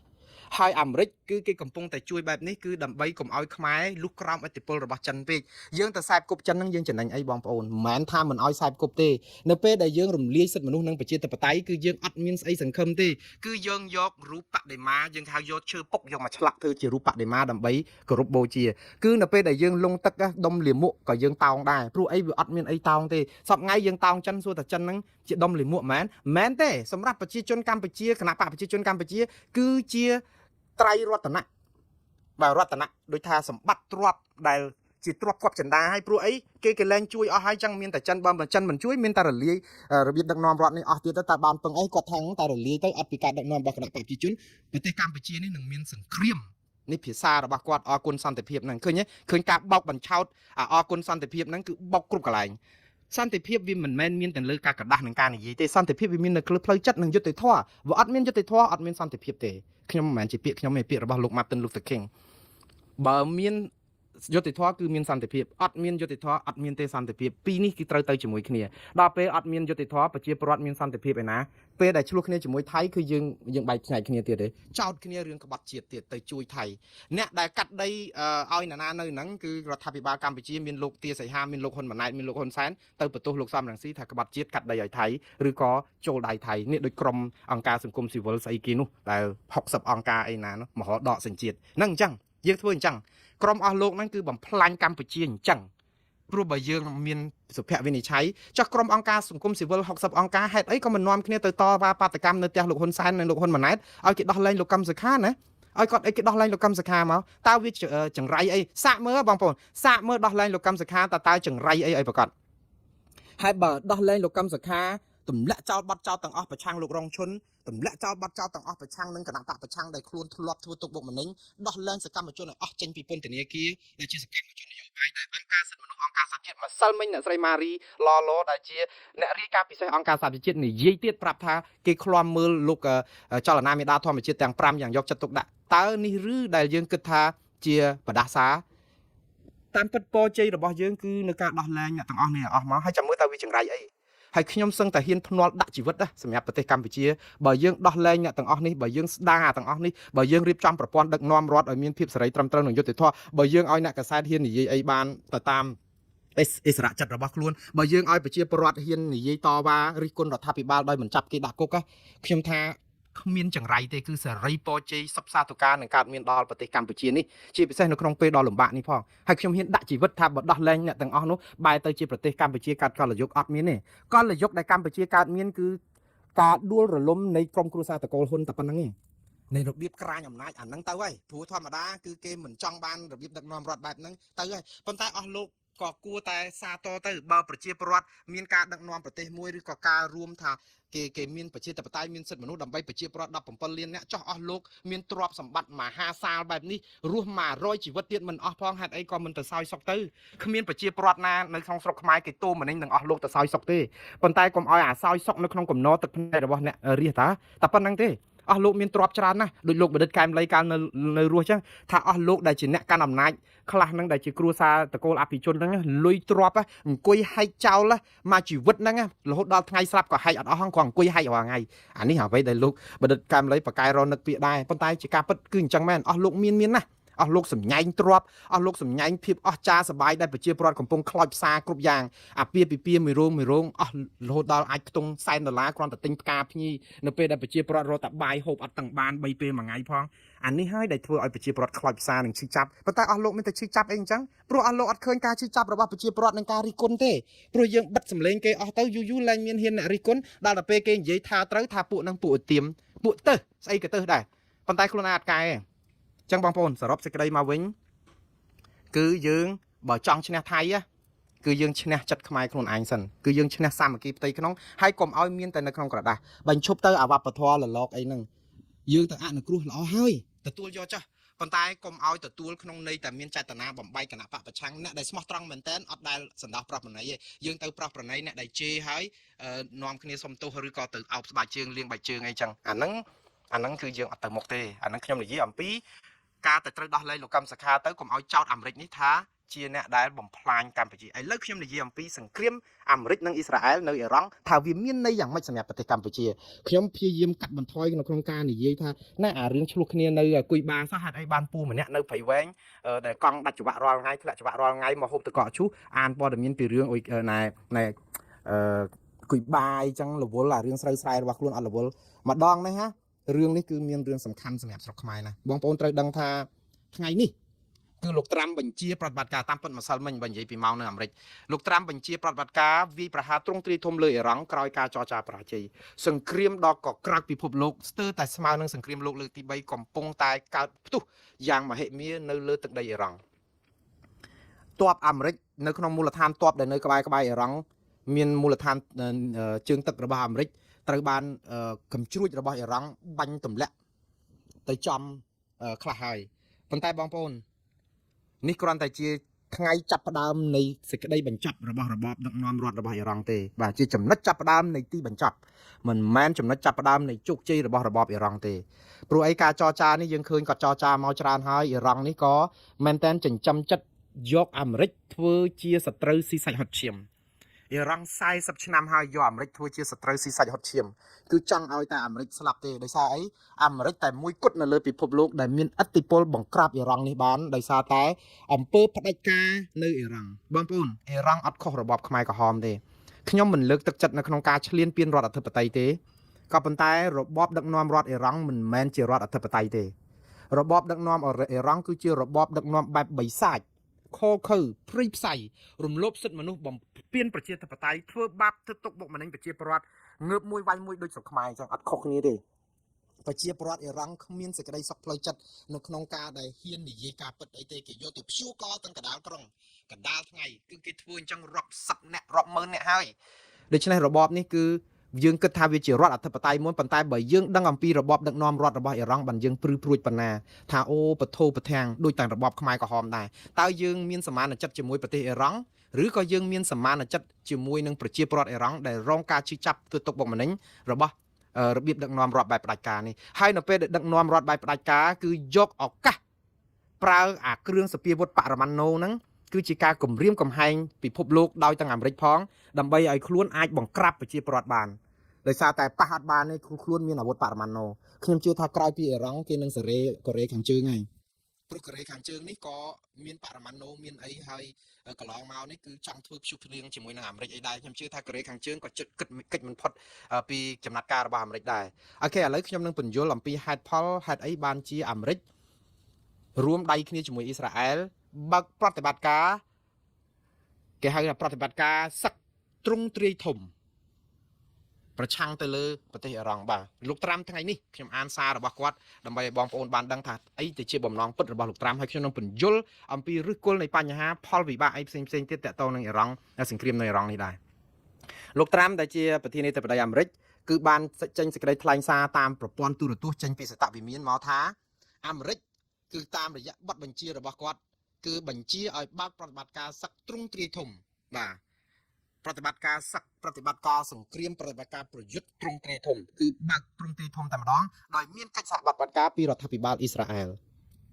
ខ្ញុំបើកវងកញ្ចក់បន្តិចបងប្អូនមុននឹងថ្លែងសាររបស់លោកត្រាំពេលនេះបិតាសន្តិភាពបាទលោកត្រាំគឺជាអ្នកដែលបង្កើតឲ្យមានក្រុមប្រឹក្សាសន្តិភាពដែលទៅប្រជុំគ្នាកាលពីថ្ងៃ20ខែកុម្ភៈទេដែលនឹងដោះស្រាយបញ្ហានៅតំបន់កាហ្សាហើយនៅក្នុងហ្នឹងមានសមាជិកក្រុមប្រឹក្សាសន្តិភាពមានអ៊ីស្រាអែលមានកម្ពុជាដែរប៉ុន្តែនៅពេលនេះបិតាសន្តិភាពសមាជិកសន្តិភាពដែលកំពុងនិយាយគ្នាទៅតែបាន10ថ្ងៃ8ថ្ងៃណាមួយអាទិត្យគឺចាប់ផ្ដើមបើក យុទ្ធនាការសង្គ្រាមទ្រង់ទ្រាយធំគឺទាំងអ៊ីស្រាអែលទាំងអាមេរិកនៅក្នុងប្រទេសអ៊ីរ៉ង់បិទគិតពងកញ្ចក់មកវិញលោកត្រាំនិយាយថាប្រតិបត្តិការសឹកទ្រង់ទ្រាយធំនេះគឺទី1ដោយសារតែ47ឆ្នាំហើយដែលប្រទេសអ៊ីរ៉ង់រដ្ឋាភិបាលឬក៏យើងគាត់មិនហៅរដ្ឋាភិបាលទេលោកត្រាំហៅរបបដឹកនាំរដ្ឋបងប្អូនការដែលលោកត្រាំហៅរបបដឹកនាំរដ្ឋឬក៏របបដឹកនាំរបបអ៊ីរ៉ង់នេះគឺបានន័យថាចង់សម្ដៅថាអាមេរិកមិនទទួលស្គាល់ទេហើយគ្មានប្រទេសណាទទួលស្គាល់ដែរព្រោះរបបបានន័យថាជាការគ្រប់គ្រងប្រទេសដោយមិនតាមរយៈការបោះឆ្នោតដោយសេរីត្រឹមត្រូវនិងយុត្តិធម៌ទេគឺការបោះឆ្នោតដោយការចាប់មេបកប្រឆាំងដាក់គុកឬក៏មិនអោយបកប្រឆាំងចូលរួមការបោះឆ្នោតឬក៏សម្លុតបំភ័យប្រជាប្រដ្ឋធ្វើទុកបុកម្នេញអង្គការសង្គមស៊ីវិលប្រព័ន្ធឯករាជ្យសេរីភាពព័ត៌មានលក្ខណៈអីហ្នឹងអាហ្នឹងគេហៅឈ្មោះរបបអត់ខុសទេអញ្ចឹងរបបអ៊ីរ៉ង់ហ្នឹងគឺលោកថា47ឆ្នាំហើយដែលចិញ្ចឹមចិត្តគឺចង់តែឲ្យអាមេរិកនឹងចុះនរកចង់សម្លាប់ប្រជាប្រដ្ឋអាមេរិកឬក៏សហរដ្ឋអាមេរិកទី2លោកថាការដែលបើកប្រតិបត្តិការសឹកនៅពេលនេះគឺទី1គឺធានាថាអ៊ីរ៉ង់នឹងមិនមានអាវុធបរមាណូទៀតទេព្រោះអ៊ីរ៉ង់ប្រហែលខែចុងក្រោយនេះចាប់ផ្ដើមផលិតបានកញ្ជ្រួច ballistic ដែលកញ្ជ្រួចបាញ់ឆ្លងទ្វីបហើយអាចនាំក្បាលគ្រាប់បរមាណូដែលអាចបាញ់ឆ្ងាយចូលដល់សម្ព័ន្ធមិត្តរបស់អាមេរិកនៅនឹងប៉ះពាល់ដល់សន្តិសុខពិភពលោកដែរតែអ៊ីរ៉ង់អត់ព្រមឈប់ទេដោយសារអីការចរចាប្រហែលថ្ងៃចុងក្រោយនេះគឺតឹងប្រស័យកគឺបរាជ័យខ្លាំងបំផុតគឺនៅពេលដែលស្នើឲ្យអ៊ីរ៉ង់រំលាយចោលការដែលផលិតអាវុធបរមាណូបន្តអីនឹងអ៊ីរ៉ង់អត់ព្រមហើយរឿងនេះហើយដែលអាមេរិកថាការចរចាអីក៏ដោយតែអ៊ីរ៉ង់មិនព្រមឈប់ផលិតអាវុធបរមាណូគឺចាប់ហើយបងប្អូនឥឡូវយើងសួរចេះវិញថាអ៊ីរ៉ង់ផលិតបរមាណូវាខុសអីតើប្រទេសរុស្ស៊ីអត់មានបរមាណូទេអញ្ចឹងចិនអត់មានបរមាណូទេអញ្ចឹងកូរ៉េអត់មានបរមាណូទេអញ្ចឹងកូរ៉េខាងត្បូងជប៉ុនអត់មានទេអញ្ចឹងរុស្ស៊ីហើយនៅប្រទេសនៅអឺរ៉ុបទៀតអត់មានទេអញ្ចឹងអាមេរិកមានច្រើនជាងគេផងតែហេតុអីបានទាំងអស់ហ្នឹងអត់មានបញ្ហាវាមានបងប្អូនអញ្ចឹងបានថាបរមាណូដែលមានច្រើនជាងគេនៅអាមេរិកខ្ញុំសប្បាយចិត្តទៅវិញព្រោះអីអាមេរិកបើទោះថាជាបងធំជាអីក៏ដោយដូចជើងកាងអីក៏ប៉ុន្តែមានក្រមសីលធម៌អាហ្នឹងដូចយើងកាន់កាភ្លើងអញ្ចឹងបងប្អូនបើគេឲ្យកាភ្លើងទៅកាន់បើប៉ះអ្នកសង្វឹងខួបអួរទៅនួគ្មានគិតទិសតំបន់អីបាញ់ប្រាវខ្ទេចខ្ទីស្លាប់មនុស្សអស់ហើយប៉ុន្តែបើកាន់នៅក្នុងដៃគ្រូបង្រៀនឬក៏អ្នកដែលមានក្រមសីលធម៌គឺកាភ្លើងហ្នឹងគ្រាន់ទុកដើម្បីការពារខ្លួននៅក្នុងកែអីអញ្ចឹងទៅការពារសុវត្ថិភាពអ្នកដទៃជាជាងការទៅសម្លុតបំភ័យធ្វើឲ្យគ្រោះថ្នាក់ដល់អ្នកដទៃទៅវិញវាអញ្ចឹងណាហើយដល់អាវុធបរមាណូនោះបើនៅក្នុងដៃអាមេរិកអត់សូវណាភ័យព្រោះអាមេរិកមិនអាចធ្វើអីប្រទេសផ្ដាស់ទៅបាញ់គម្រាមសម្លាប់ប្រទេសណាដែលមានសេរីប្រជាធិបតេយ្យរដ្ឋាភិបតេយ្យគាត់ទៅរករឿងតាប្រទេសអញ្ចឹងរបបផ្ដាច់ការអញ្ចឹងតាហើយរបបផ្ដាច់ការហ្នឹងវាមានអីឲ្យរលាយអស់ក៏ឆាប់ក៏ល្អដែរអញ្ចឹងនៅពេលនេះគឺអាមេរិកលោកត្រាំគាត់ថាត្រូវតែនីយ៉ាងម៉េចដើម្បីឲ្យគ្រាប់បរមាណូហ្នឹងគឺឡើងមាននៅប្រទេសអ៊ីរ៉ង់តែអ៊ីរ៉ង់មិនព្រមតែអាមេរិកថាអត់ព្រមមានតែវិធីយោធាហ្នឹងហើយមួយទៀត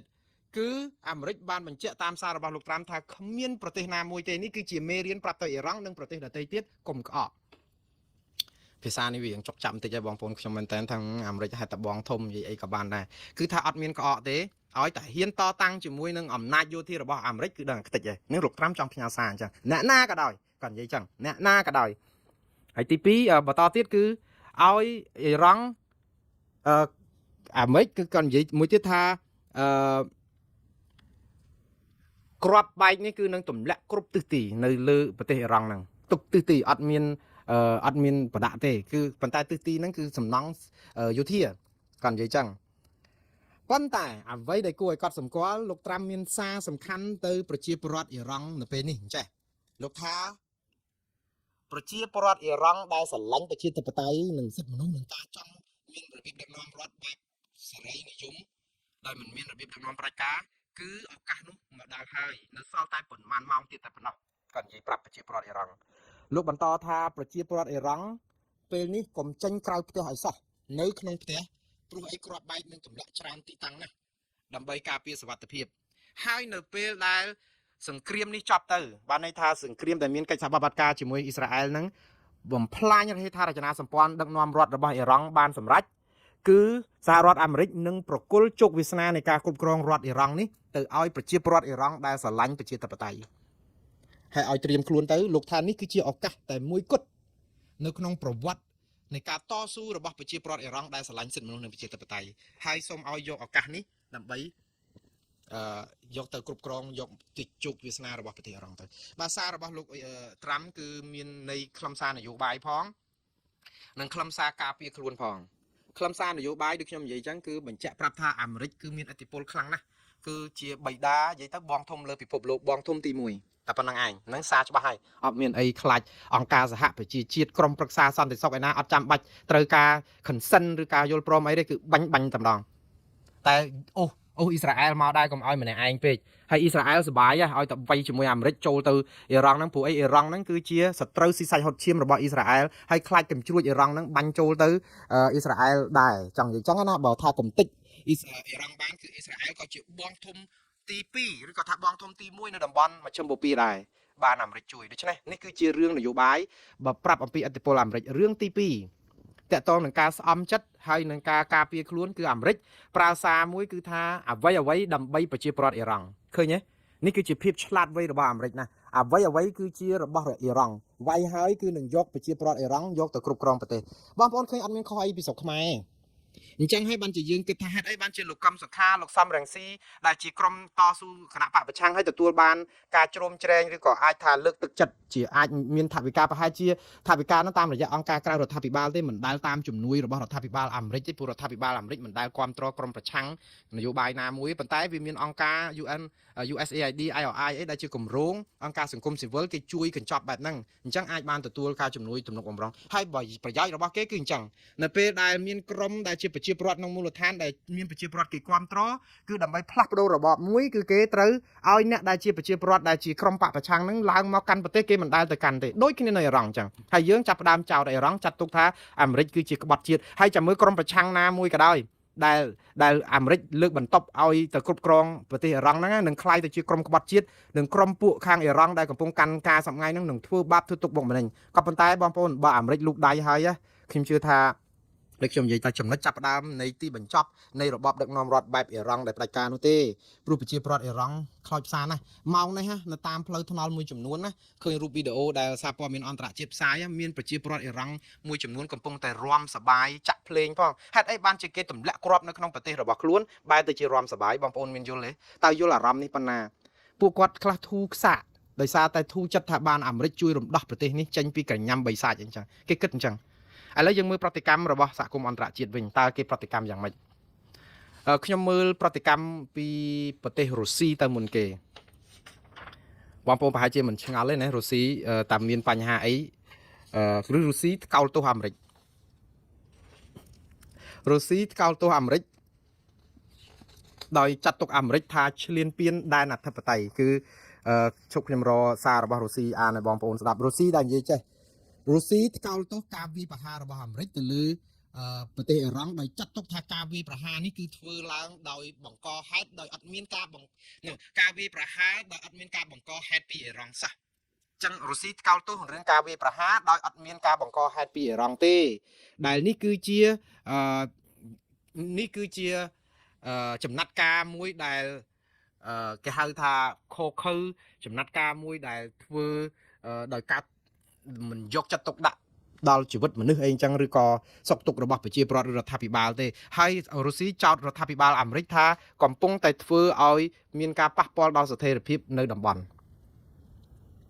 ខ្ញុំបើកវងកញ្ចក់បន្តិចបងប្អូនរុស្ស៊ីមានសិទ្ធិគ្រប់គ្រាន់នៅក្នុងការថ្លែងសារបែបនេះអត់មានអីឆ្ងល់ទេក៏ប៉ុន្តែខ្មែរយើងមានសុភាសិតមួយគេថាបើនៅផ្ទះស្បូវកុំសូវលេងជើគូសបានន័យថាតែលេងទៅវាឆេះឬក៏មានន័យមួយយ៉ាងទៀតថាភាសាសាមញ្ញតាមបណ្ដាញសង្គមឥឡូវគេរើសយកពាក្យហ្នឹងមកប្រើដែរគេថាយើងកំពុងតែយកទឹកបង្គន់ទៅលាងជំរះបន្លែឲ្យស្អាតអានេះគឺជាភាសាមួយដ៏គ្រូតគ្រាខ្ញុំសុំទោសដែលមិនគួរណាទៅយកពាក្យហ្នឹងយកមកប្រើតែវាគ្មានអត្ថន័យអីឲ្យត្រឹមត្រូវទេព្រោះបន្លែយើងមិនអាចលាងសម្អាតដោយយើងដួសទឹកពីបង្គន់មកទេមិនអញ្ចឹងហ៎ព្រោះបង្គន់ហ្នឹងវាក៏ក្រិចទៅហើយយើងទៅលាងបន្លែឲ្យស្អាតតតែទឹកស្អាតអញ្ចឹងជំរះបន្លែដោយបង្គន់ហើយយើងប្រាប់ថាយើងកំពុងតែលាងបន្លែហ្នឹងឲ្យជ្រះគឺវាអត់ជ្រះទេអញ្ចឹងដូចគ្នាដែររុស្ស៊ីនៅពេលដែលចោទអាមេរិកថាចូលឈ្លានពានដែនអធិបតេយ្យរបស់អ៊ីរ៉ង់ទាំងគ្មានការបង្កហេតុចោះខ្លួនឈ្លានពានរុស្ស៊ីឈ្លានពានអ៊ុយក្រែនមក តើអ្នកណាបង្កហេតុអ៊ុយក្រែនអត់មានអាវុធបរមាណូទៀតគ្នាខំប្រឹងរំលាយចោលអាវុធបរមាណូដោយសារសុំសុខសន្តិភាពយើងទៅឈ្លានពានដែនអធិបតេយ្យរបស់គេអត់មានណាអាគ្រីមៀនឹងយករបស់គ្នាតតាំងផ្ទប់មាត់គ្នានាំទាហានចូលទៅរំលោភបំពានតែមានទឹកមាត់ប្រាយអីទៅអានេះរុស្ស៊ីគេនិយាយចឹងហើយទី2គឺប្រទេសចិនបាទខ្ញុំចង់បានចំណាប់អារម្មណ៍ពីរុស្ស៊ីនិងចិនខ្លាំងដែរព្រោះអីតើចិនគេយល់យ៉ាងម៉េចអំពីសង្គ្រាមរបស់អាមេរិកហើយនិងអ៊ីស្រាអែលទៅលើប្រទេសអ៊ីរ៉ង់ចិនថ្ងៃនេះគេនិយាយចេះចិនកោលទោសការវាយប្រហាររបស់អាមេរិកនិងអ៊ីស្រាអែលទៅលើប្រទេសអ៊ីរ៉ង់ដែរចិននិយាយថាចិនព្រួយបារម្ភយ៉ាងក្រៃលែងតាក់ទងនឹងចំណាត់ការវាយប្រហារបែបយោធាដែលប្រព្រឹត្តឡើងដោយអាមេរិកនិងអ៊ីស្រាអែលទៅនៅថ្ងៃសៅរ៍ហើយហៅចិនសូមអំពាវនាវឲ្យបញ្ឈប់សកម្មភាពទ័ពនេះជាបន្ទាន់អ្វីដែលចិនបន្ថែមទៀតនេះគឺជាសេចក្តីថ្លែងការណ៍របស់ក្រសួងការបរទេសអាមេរិកដែលសារព័ត៌មាន ABC ដកស្រង់នេះគឺនិយាយចេះថាអ៊ីរ៉ង់គឺជារដ្ឋអធិបតេយ្យបញ្ហាសន្តិសុខនិងដែនអធិបតេយ្យជាតិដែនអធិបតេយ្យទឹកដីនេះគួរតែទទួលបានការគោរពប្រទេសចិនសូមអំពាវនាវឲ្យបញ្ឈប់សកម្មភាពយោធានេះជាបន្ទាន់ដើម្បីកុំឲ្យមានការបញ្ឆេះកម្ដៅតទៅទៀតហើយបន្ថយកម្ដៅនៅហើយសំទោសបន្ថយកម្ដៅនិងរៀបចំឲ្យមានការចរចាឡើងវិញដើម្បីមានសន្តិភាពស្ថិរភាពចំពោះប្រទេសមជ្ឈមបូព៌ាផងបងប្អូនឯកសារនេះជាភាសាអង់គ្លេសខ្ញុំអានឆៅបកប្រែផ្ទាល់បែបនេះយើងដាក់ដប់តិចសំទោសប៉ុន្តែនេះគឺជាចំហរបស់ចិនបាទកោលទោសហើយទាឲ្យចរចាវិញហើយថានេះគឺជារដ្ឋអធិបតេយ្យហេតុអីបានជាចិនថ្លែងសារបែបនេះបងប្អូនចិនគឺទម្លាប់គាត់តែអញ្ចឹងទេគឺឲ្យរំលោភដែនអធិបតេយ្យរបស់រដ្ឋដទៃដោយគ្មានការដែលគេនាំអាតបែបនេះគឺជាការរំលោភបំពានដែនអធិបតេយ្យដោយសារអីចិនមានសារនយោបាយមួយគឺដើម្បីក្រាញកុំឲ្យអាមេរិកថ្ងៃក្រោយទៅបើវាយប្រហារកោះតៃវ៉ាន់សំទោសចិនតកតងនឹងការពារកាងកោះតៃវ៉ាន់អីហ្នឹងគឺការពារខ្លួនហើយថាអត់ចូលចិត្តទេអ្នកណាមករំលោភដែនអធិបតេយ្យរបស់ប្រទេសមួយហ្នឹងគឺការពារឲ្យហើយសម្រាប់ទប់ថ្ងៃលោថ្ងៃក្រោយទៅអាមេរិកវាយចិនការពារកោះតៃវ៉ាន់តែបើកវងកញ្ចក់តិចតើសាររបស់ចិននេះវាឈឺចាប់ប៉ុណ្ណាសម្រាប់ប្រទេសកម្ពុជាចិនជាមិត្តដៃថែបរបស់ខ្មែរ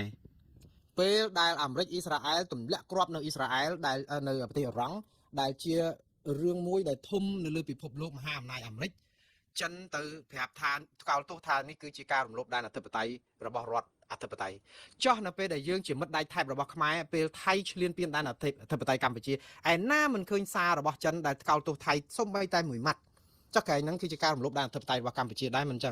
ចឹងបានន័យថាថៃចិនណាសូម្បីតែជាមិត្តដៃថែបរបស់កម្ពុជាពេលដែលមិនថ្លែងសារកោលទោសថៃរឿងឈ្លានពានកម្ពុជាស្មើនឹងចិនទទួលស្គាល់ថាថៃមិនឈ្លានពានកម្ពុជាខូចខ្លួនឯងទេដែលធ្វើឲ្យថៃឈ្លានពានន័យហ្នឹងគឺអញ្ចឹងព្រោះរឿងអីដែលយើងមើលមិនឃើញថាថៃឈ្លានពានកម្ពុជានៅពេលដែលប្រើ S16 ប្រើបាញ់ឆ្លងដុតចូលដែនអធិបតេយ្យអញ្ចឹងបានន័យថាចិនចាក់ខ្សែប៉ុន្តែអត់ចាក់ខ្សែជាមួយអ៊ីរ៉ង់ទេអានេះហើយដែលយើងឃើញនយោបាយពវៀនបទចទារបស់ប្រទេសដទៃកុំតែអែបគេខ្លាំងពេកយើងអែបគេដោយសារតែយើងចង់ខ្លាចបាត់អំណាចដល់ពេលឥឡូវគេប្រលេះដៃចោលយើងឃើញអញ្ចឹងហ៎ឥឡូវសហគមន៍អឺរ៉ុបវិញគេឆ្លើយយ៉ាងម៉េចប្រតិកម្មសហគមន៍អឺរ៉ុបជាពិសេសគឺមានសហភាពអឺរ៉ុបហ្នឹងគឺគេអត់កោលទោសហ្មងទេគាត់និយាយទៅសហភាពអឺរ៉ុបមានយល់ស្របដែរថាអ៊ីរ៉ង់ហ្នឹងគឺជាប្រទេសដែលមិនរដ្ឋាភិបាលហ្នឹងមិនស្រួលទេគឺមានអាវុធបរមាណូគឺវាមានការគំរាមកំហែងដល់អឺរ៉ុបដែរអញ្ចឹងអឺរ៉ុបគាត់និយាយថាជំរុញលើកទឹកចិត្តឲ្យភាគីទាំងអស់រក្សាការអត់ធ្មត់ឲ្យច្រើនជាអតិបរមាដើម្បីកុំឲ្យមានចំនួនព្រំដែនហ្នឹងកាន់តែខ្លាំងតែអញ្ចឹងទៅតែប៉ុណ្្នឹងឯងតែមិនថ្កោលទោសទេហ្នឹងសម្រាប់សហភាពអឺរ៉ុបចុះប្រទេសដែលជាសមាជិកអឺរ៉ុបម្នាក់វិញចក្រភពអង់គ្លេសពីមុនជាសមាជិកអឺរ៉ុបតែไปដកចេញមកឥឡូវអឺរ៉ុបនៅសល់តែ27ប្រទេសចក្រភពអង់គ្លេសនៅម្នាក់ឯងចក្រភពអង់គ្លេសអាល្លឺម៉ង់បារាំងគឺក្លាហានក្រាន់បើហ៊ានថ្កោលទោសការបាញ់ប្រហារទៅលើប្រទេសអ៊ីរ៉ង់ប៉ុន្តែក៏ពាវនាវឲ្យមានការអត់ធ្មត់អញ្ចឹងដែរហើយផ្ដោតទៅលើថាធ្វើម៉េចឲ្យមានស្ថិរភាពនៅតំបន់ប្រទេសអាល្លឺម៉ង់ជាពិសេសគឺបាននិយាយថាពួកគេកំពុងខ្លាមមើលស្ថានភាពនេះយ៉ាងយកចិត្តទុកដាក់បាទឥឡូវចុះប្រទេសដទៃទៀតចុះកម្ពុជាមុននឹងទៅដល់កម្ពុជាខ្ញុំនិយាយអំពីប្រទេសម៉ាឡេវិញអតីតប្រធានអាស៊ានបដូវវេនពីមុននេះថាគាត់និយាយយ៉ាងម៉េចលោកអាន់វ៉ាអ៊ីប្រាហ៊ីមអាស៊ាននេះដូចជាមានតែលោកអាន់វ៉ាទេដែលហ៊ានថ្លែងសារនេះដែលសំទោសបងប្អូនឯកសារច្រើនពេកបាត់ឯកសាររបស់លោកអាន់វ៉ាហើយនេះលោកអាន់វ៉ាអ៊ីប្រាហ៊ីមគាត់និយាយអញ្ចេះគាត់ថា ការវាយប្រហាររបស់ប្រទេសអ៊ីស្រាអែលក៏អត់និយាយអាមេរិកណ៎ការវាយប្រហាររបស់ប្រទេសអ៊ីស្រាអែលនិងយោធាអាមេរិកទៅលើប្រទេសអ៊ីរ៉ង់នេះគឺជាការដែលនាំឲ្យស្ថានភាពឬស្ថានភាពនៅមជ្ឈមបូព៌ាទៅដល់មាត់ជ្រោះនៃគ្រោះមហន្តរាយលោកបន្តថាការដែលផ្ដួចផ្ដើមរបស់ទ័ពអ៊ីស្រាអែលជាពិសេសនៅក្នុងការវាយប្រហារបែបនេះគឺជាការធ្វើវិធានសនាប៉ះពាល់ដល់កិច្ចចរចាផ្សេងហើយនឹងធ្វើឲ្យជាតិសាសន៍ទាំងនេះគឺធ្លាក់ចូលនៅក្នុងភ្នក់ភ្លើងសង្គ្រាមដែលមិនអាចរកទីបញ្ចប់ឃើញទេលោកនិយាយថាពិបាកហើយលោកក៏បន្តទៀតថា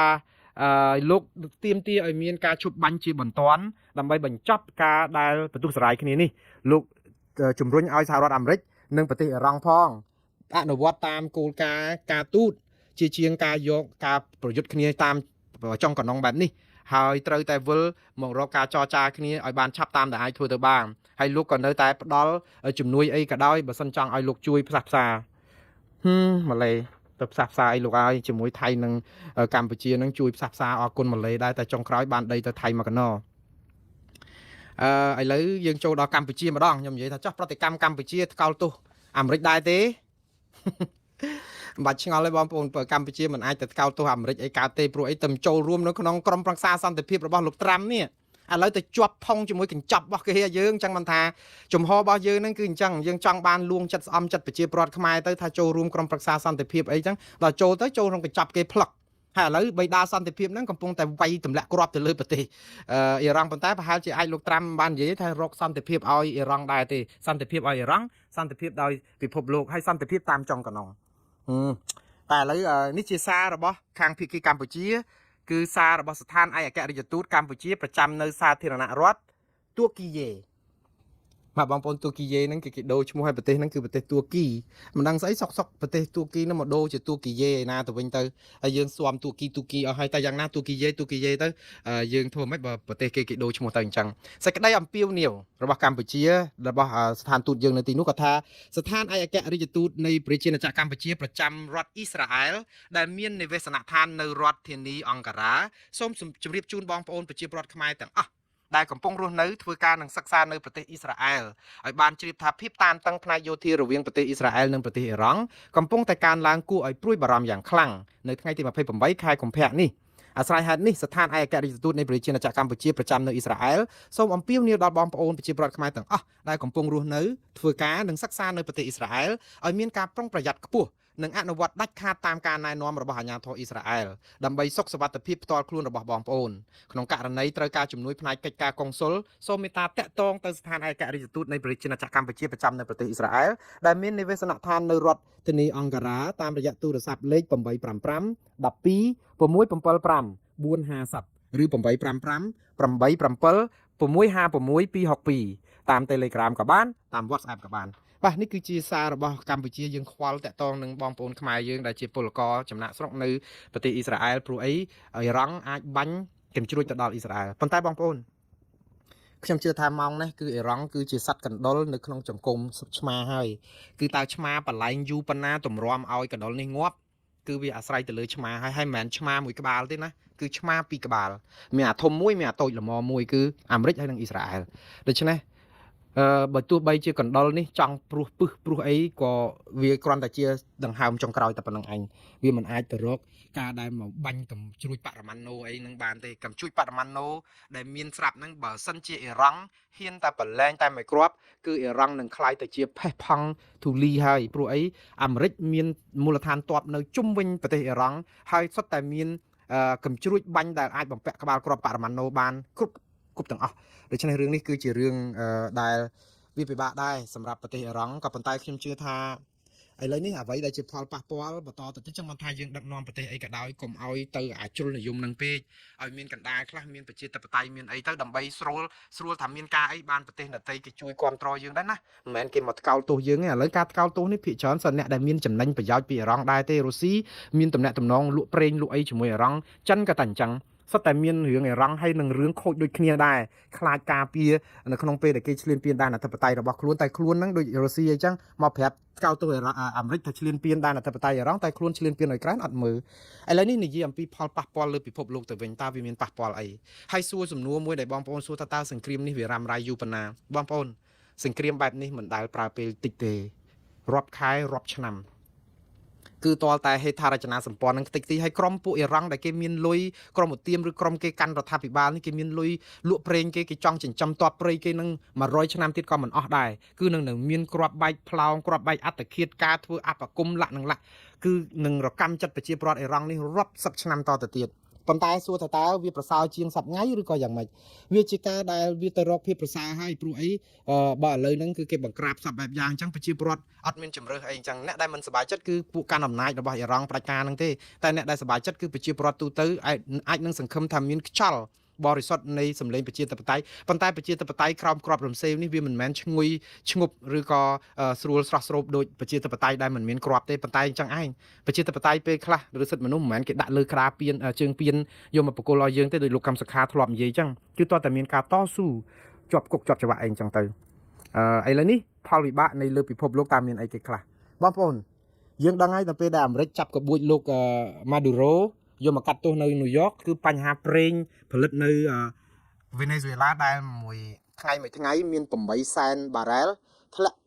់សុំទោស3.5លានបារ៉ែលធ្លាក់មកនៅត្រឹមតែ8សែនដូច្នេះវាបញ្ហាប្រេងហ្នឹងវាតម្លៃប្រេងហ្នឹងវាមានបញ្ហាឡើងទៅលើពិភពលោកទៅហើយឥឡូវនេះនៅពេលដែលមានបញ្ហាអ៊ីរ៉ង់មិនបាច់ឆ្ងល់ទេតម្លៃប្រេងនឹងឡើងហើយនៅអាមេរិកនេះនៅសូម្បីតែនៅរដ្ឋកាលីហ្វ័រញ៉ានៅទីក្រុងឡុងប៊ិចម្សិលមិញមួយហ្គាឡិនដែលទិញពី Costco ផងដែលថោកជាងគេផ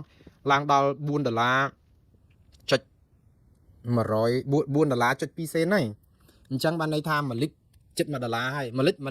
ហើយក្រោលដងក្រោមហ្នឹងប្រហែលថ្ងៃមុនណាឥឡូវឡើងជាបដាហើយអត់បាច់ឆ្ងល់ទេវានឹងឡើងចឹងរហូតរឿងប្រេងហ្នឹងដោយសារតែតកតនឹងការផ្គត់ផ្គង់ចរន្តពិភពលោកហើយគាត់ថាអាមេរិកចង់គាត់មានប្រេងផលិតខ្លួនឯងដែរអញ្ចឹងអាចផលិតចេញខ្លះទៅដើម្បីយកមកលក់ទប់ទល់ទីផ្សារមិនអត់ទេអាមេរិកគឺខ្លាំងកន្លែងហ្នឹងបើថាឡើងដល់ណាទៅគឺអាចទប់ឲ្យនៅលំនឹងព្រមមានគេហៅប្រព័ន្ធអនុគ្រោះឬក៏ subsidy ជួយទំនុកបំរុងទុនបញ្ហាខ្វះខាតហ្នឹងដើម្បីធ្វើឲ្យចរន្តនៃទីផ្សារប្រេងហ្នឹងកម្លាំងផ្សេងខ្លាំងពេកប៉ុន្តែនឹងប៉ះពាល់នៅលើពិភពលោកយើងហើយប្រេងក៏នឹងឡើងថ្លៃមាសក៏នឹងឡើងថ្លៃប៉ុន្តែវាបើមាសឡើងថ្លៃខ្ញុំអត់សូវខ្វល់ទេពួកបងប្អូនខ្មែរយើងក្រខ្សាត់យ៉ាងនេះទៅរលុយទិញមាសឯណាលោកហើយរលុយទៅទិញ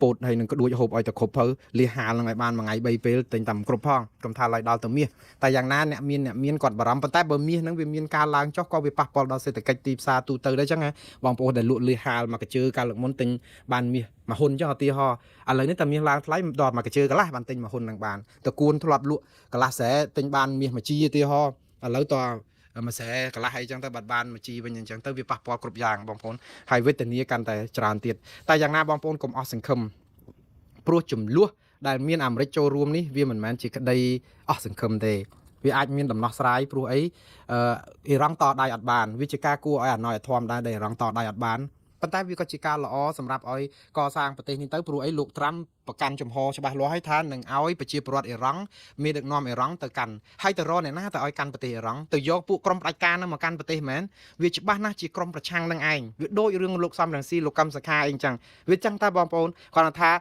កម្ពុជាខ្ញុំចង់ឲ្យមើលឃើញការបោះឆ្នោតដោយសេរីត្រឹមត្រូវកុំចាំបាច់មានអន្តរាគមអីអញ្ចឹងវាដូចថាវាអាក្រក់មើលហើយយើងក៏ឈប់លាបពណ៌គ្នាឥឡូវយើងសារដូចអារម្មណ៍ទៅលាបពណ៌ក្រុមប្រឆាំងយកទៅព្យួរកទៅវាព្យួរកវាមិនអស់ដោយសារតែយើងប្រព្រឹត្តអំពើអាក្រក់ពេកទៅក្រុមប្រឆាំងនឹងវាជាស្រមោលលន្ទោលតាមប្រានពួកគេក៏ចង់បានឲ្យប្រទេសគេនឹងមានសេរីភាពមានសិទ្ធិមនុស្សអីចឹងទៅហើយបើយើងតាមលើក្រោយឲ្យចាំមើលប្រទេសអារម្មណ៍នេះតែមានការដឹកនាំបែបប្រជាធិបតេយ្យមិនបាច់ធ្វើអីទេយកតែអាថ្លៃប្រេងដែលលក់មកហ្នឹងតែចែកប្រជាពលរដ្ឋដេកតែហូបក៏បានដែរទទួលទានមិនអស់ទេតែឥឡូវបានតែក្រុមពួកគ្រប់ក្រុមប្រជាការប្រមាណគ្នាគាត់នឹងប្រជាពលរដ្ឋអ៊ីរ៉ង់ជាទូទៅនៅតែលហេមលហាមអញ្ចឹងយើងសង្ឃឹមថាផលនេះនឹងបានទៅអ៊ីរ៉ង់យ៉ាងច្រើនតែយ៉ាងណាបងប្អូនវិលមកប្រទេសកម្ពុជាយើងវិញក្តីសង្ឃឹមក្នុងដំណោះស្រាយព្រំដែនកម្ពុជាថៃកាន់តែឆ្ងាយដូចជើងមេឃទៀតហើយយើងអស់សង្ឃឹមរលីងហើយបងប្អូនប៉ុន្តែខ្ញុំជឿថាសង្ឃឹមរបស់កម្ពុជាកុំសង្ឃឹមទៅលើអន្តរាគមរបស់អាមេរិកកុំសង្ឃឹមទៅលើអន្តរាគមរបស់សហគមន៍អន្តរជាតិណាមួយឲ្យសោះគ្មានប្រទេសណាគេជួយយើងបានទេនៅពេលនេះព្រោះគេមិនអាចយកការយកចិត្តទុកដាក់នៅពេលដែលយើងគ្មានប្រយោជន៍អ្វីតែបន្តិចសោះសម្រាប់គេព្រោះយើងធ្វើឲ្យគេឆ្អែតតលន់អស់ហើយនោះចឹងកុំពឹងគេហើយកុំទៅភ្ញាក់ផ្អើលអីហើយកុំទៅពឹងលើគេអីយើងពឹងលើខ្លួនឯងវិញក្តីសង្ឃឹមរបស់ខ្មែរនៅពេលនេះគឺពិភពលោកគេទៅអស់ហើយគឺយើងត្រូវទី1 ដាក់ប្តឹងថៃទៅតុលាការយុតិធធអន្តរជាតិនិងព្រំដែនអន្តរជាតិព្រោះថៃនៅពេលដែលឃើញអាមេរិកវាយអឺរ៉ង់វាយអីថៃកាន់តែផ្កើនអត់មានមកស្ដាប់ខ្មែរទេគឺគេនឹងធ្វើអីកាន់តែរំលោភឈ្លានពានកាន់តែខ្លាំងតែកុំតតាំងជាមួយថៃបានហើយខ្ញុំមិនថាយើងខ្សោយយើងអីទៀតទេបានហើយគឺយើងទៅវាមិនឈ្នះគេទេក៏ប៉ុន្តែយើងឈ្នះផ្លូវច្បាប់ហើយជប់ស្អំចិត្តប្រជាប្រដ្ឋថាច្បាប់ពងអត់ធ្វើហើយអត់ធ្វើទេបើធ្វើប្តឹងទៅថៃហើយអញ្ចឹងប្តឹងថៃទៅតុលាការយុតិធធអន្តរជាតិព្រំដែនអន្តរជាតិឈប់និយាយអីឈប់សាំជាមួយថៃទៀតទៅបានហើយឈប់សាំថៃជាមនុស្សសាំណារដ្ឋាភិបាលថៃសាំណាហើយយើងធ្វើសាំនឹងគេដែរអង្វរគេលុនតួគេបានហើយអត់មានអង្វរអត់មានលុនតួថៃអីទេយើងបាក់មុខលើឆាកអន្តរជាតិថៃដាក់យើងទ្រាំខ្លួនប៉ុន្តែយើងនៅសល់អត់ដែលលេងដែរគឺតុលាការយុតិធធអន្តរជាតិនិងតុលាការព្រំដែនអន្តរជាតិប្តឹងពេលតែប្តឹងគេហើយគឺយើងមានរឿងមួយទៀតដែលខ្មែរត្រូវធ្វើជាដាច់ខាតហើយកុំពឹងអន្តរជាតិឲ្យសោះគ្មានខ្មែរណាជួយខ្មែរប្រសើរជាងខ្មែរគ្នាឯងទេអ្វីដែលខ្មែរត្រូវធ្វើហើយត្រូវធ្វើជាបន្តគឺការដែលបង្រួបបង្រួមជាតិផ្សះផ្សាជាតិឲ្យពិតប្រាកដដោះលែងទោសនយោបាយអស់ដោះលែងលោកកឹមសុខាទម្លាក់ចោលបាត់ចោលទាំងអស់ហើយឲ្យគណៈបកប្រឆាំងនឹងមានសិទ្ធិធ្វើនយោបាយដោយសេរីប្រកួតប្រជែងដោយត្រឹមត្រូវនឹងយុត្តិធម៌ហើយឈប់ធ្វើទុកបុកម្នេញគ្នាឈប់ងើបមួយវាយមួយឈប់ដើរតាក់លលកទិញលលកអីហ្នឹងទៀតតាក់ទាំងអស់ទៅទិញទាំងអស់យកមកទាំងអស់មិនបាច់អស់លុយមិនបាច់ខាតពេលវេលាខាតប្រយោជន៍ទេគឺបើយើងបង្រួបបង្រួមជាតិទៅប្រជាពលរដ្ឋធ្វើដើម្បីប្រយោជន៍ខ្មែរអត់មាននរណាចាំអង្គុយជេរដើម្បីយកតម្លៃខ្លួនដើម្បីចោះចូលទៅធ្វើឲ្យខូចសតិអារម្មណ៍ខូចសិលធម៌ខូចគុណធម៌អញ្ចឹងស្ដារអានឹងឡើងវិញទាំងអស់សិទ្ធិមនុស្សប្រជាធិបតេយ្យការបោះឆ្នោតដោយសេរីត្រឹមត្រូវនិងយុត្តិធម៌នេះឯងគឺជាគេហៅ survival skill គឺកម្រិតនៃការរស់រានមានជីវិតចុងក្រោយរបស់កម្ពុជាបើទាំងអស់នេះយើងមិនធ្វើទៀតទេគឺយើងស្លាប់ហើយបាទខ្ញុំសូមអរគុណបងប្អូនហើយយប់ជ្រៅណាស់ហើយខ្ញុំសូមអធិស្ឋានដោយសាររឿងវាវែងពេកតែដោយសារតែវាមានរឿងនៅលើពិភពលោកផងហើយអរគុណបងប្អូនដែលត្រង់ត្រាប់ស្ដាប់ការផ្សាយរបស់ខ្ញុំតាំងពីដើមដល់ចប់ហើយឆ្លៀតឱកាសនេះក៏ខ្ញុំសូមអរគុណបងប្អូនជាច្រើនដែលបានផ្ដល់ថវិកាជួយទំនុកបម្រុងដំណើររបស់ខ្ញុំទៅជួយធីរីលឹមធីរីនៅថ្ងៃទី4ខែមីនាហើយបងប្អូនបង្ហាញសមានចិត្តបែបនេះខ្ញុំក៏បានផ្ញើសារទៅដល់ក្រុមគ្រួសារលោកស្រីលឹមធីរីហើយនិងធីរីផ្ទាល់តែម្ដងពួកគាត់ក៏បានអរគុណបងប្អូនយ៉ាងច្រើនអាណ័យកັບប្រការពួកគាត់មានតែម្រាមដៃ10តែប៉ុណ្ណោះអរគុណបងប្អូនដែលមានសមានចិត្តនៅក្នុងការបរិច្ចាគជួយដំណើរដោយថាការចំណាយសម្រាប់ខ្ញុំទៅរដ្ឋ Tennessee នេះផងហើយនឹងជួយថវិកាខ្លះដែរដើម្បីឲ្យធីរីផ្គត់ផ្គង់ក្នុងការដែលប្រើប្រាស់តាមការគួរឯនឹងបងប្អូនមានតាំងពីនៅអូស្ត្រាលីមានតាំងពីជាពិសេសនៅអាមេរិកនិងទីផ្សេងទៀតហ្នឹងក៏ឃើញខ្ញុំផ្ញើមានផ្ញើតាម Zelle ឬក៏ PayPal ឬក៏ Venmo អីហ្នឹងអញ្ចឹងបងប្អូននៅតែអាចជួយបរិច្ចាគតាមសទ្ធាបានតាមរយៈដំណរភ្ជាប់ដែលខ្ញុំជម្រាបជូនតាម Zelle តាម Venmo និងតាមPayPal ហ្នឹងម្ដងទៀតក្រុមគ្រួសាររបស់លឹមធីរីពិតជាដឹងគុណបងប្អូនយ៉ាងអាណែកហើយម្ដងទៀតគាត់នៅតែមានតែម្រាមដៃ10ធីរីក៏ថ្លែងសារពីពន្ធនាគារមកផ្ដាំផ្ញើតាមខ្ញុំឲ្យអរគុណបងប្អូនទាំងអស់ដែលបានជួយជ្រោមជ្រែងយ៉ាងហោចណាស់ក៏ធីរីបានដឹងថាបងប្អូននៅខាងក្រៅមានអ្នកមានសមានចិត្តជាមួយគាត់ក្នុងការជួយលើកទឹកចិត្តគាត់ដើម្បីបន្តតស៊ូការពារក្តីនេះតទៅទៀតដែរបាទសូមអរគុណច្រើនបងប្អូនខ្ញុំសូមជម្រាបលាត្រឹមប៉ុណ្ណេះជួបគ្នាក្នុងរាត្រីស្អែកទៀតបាទ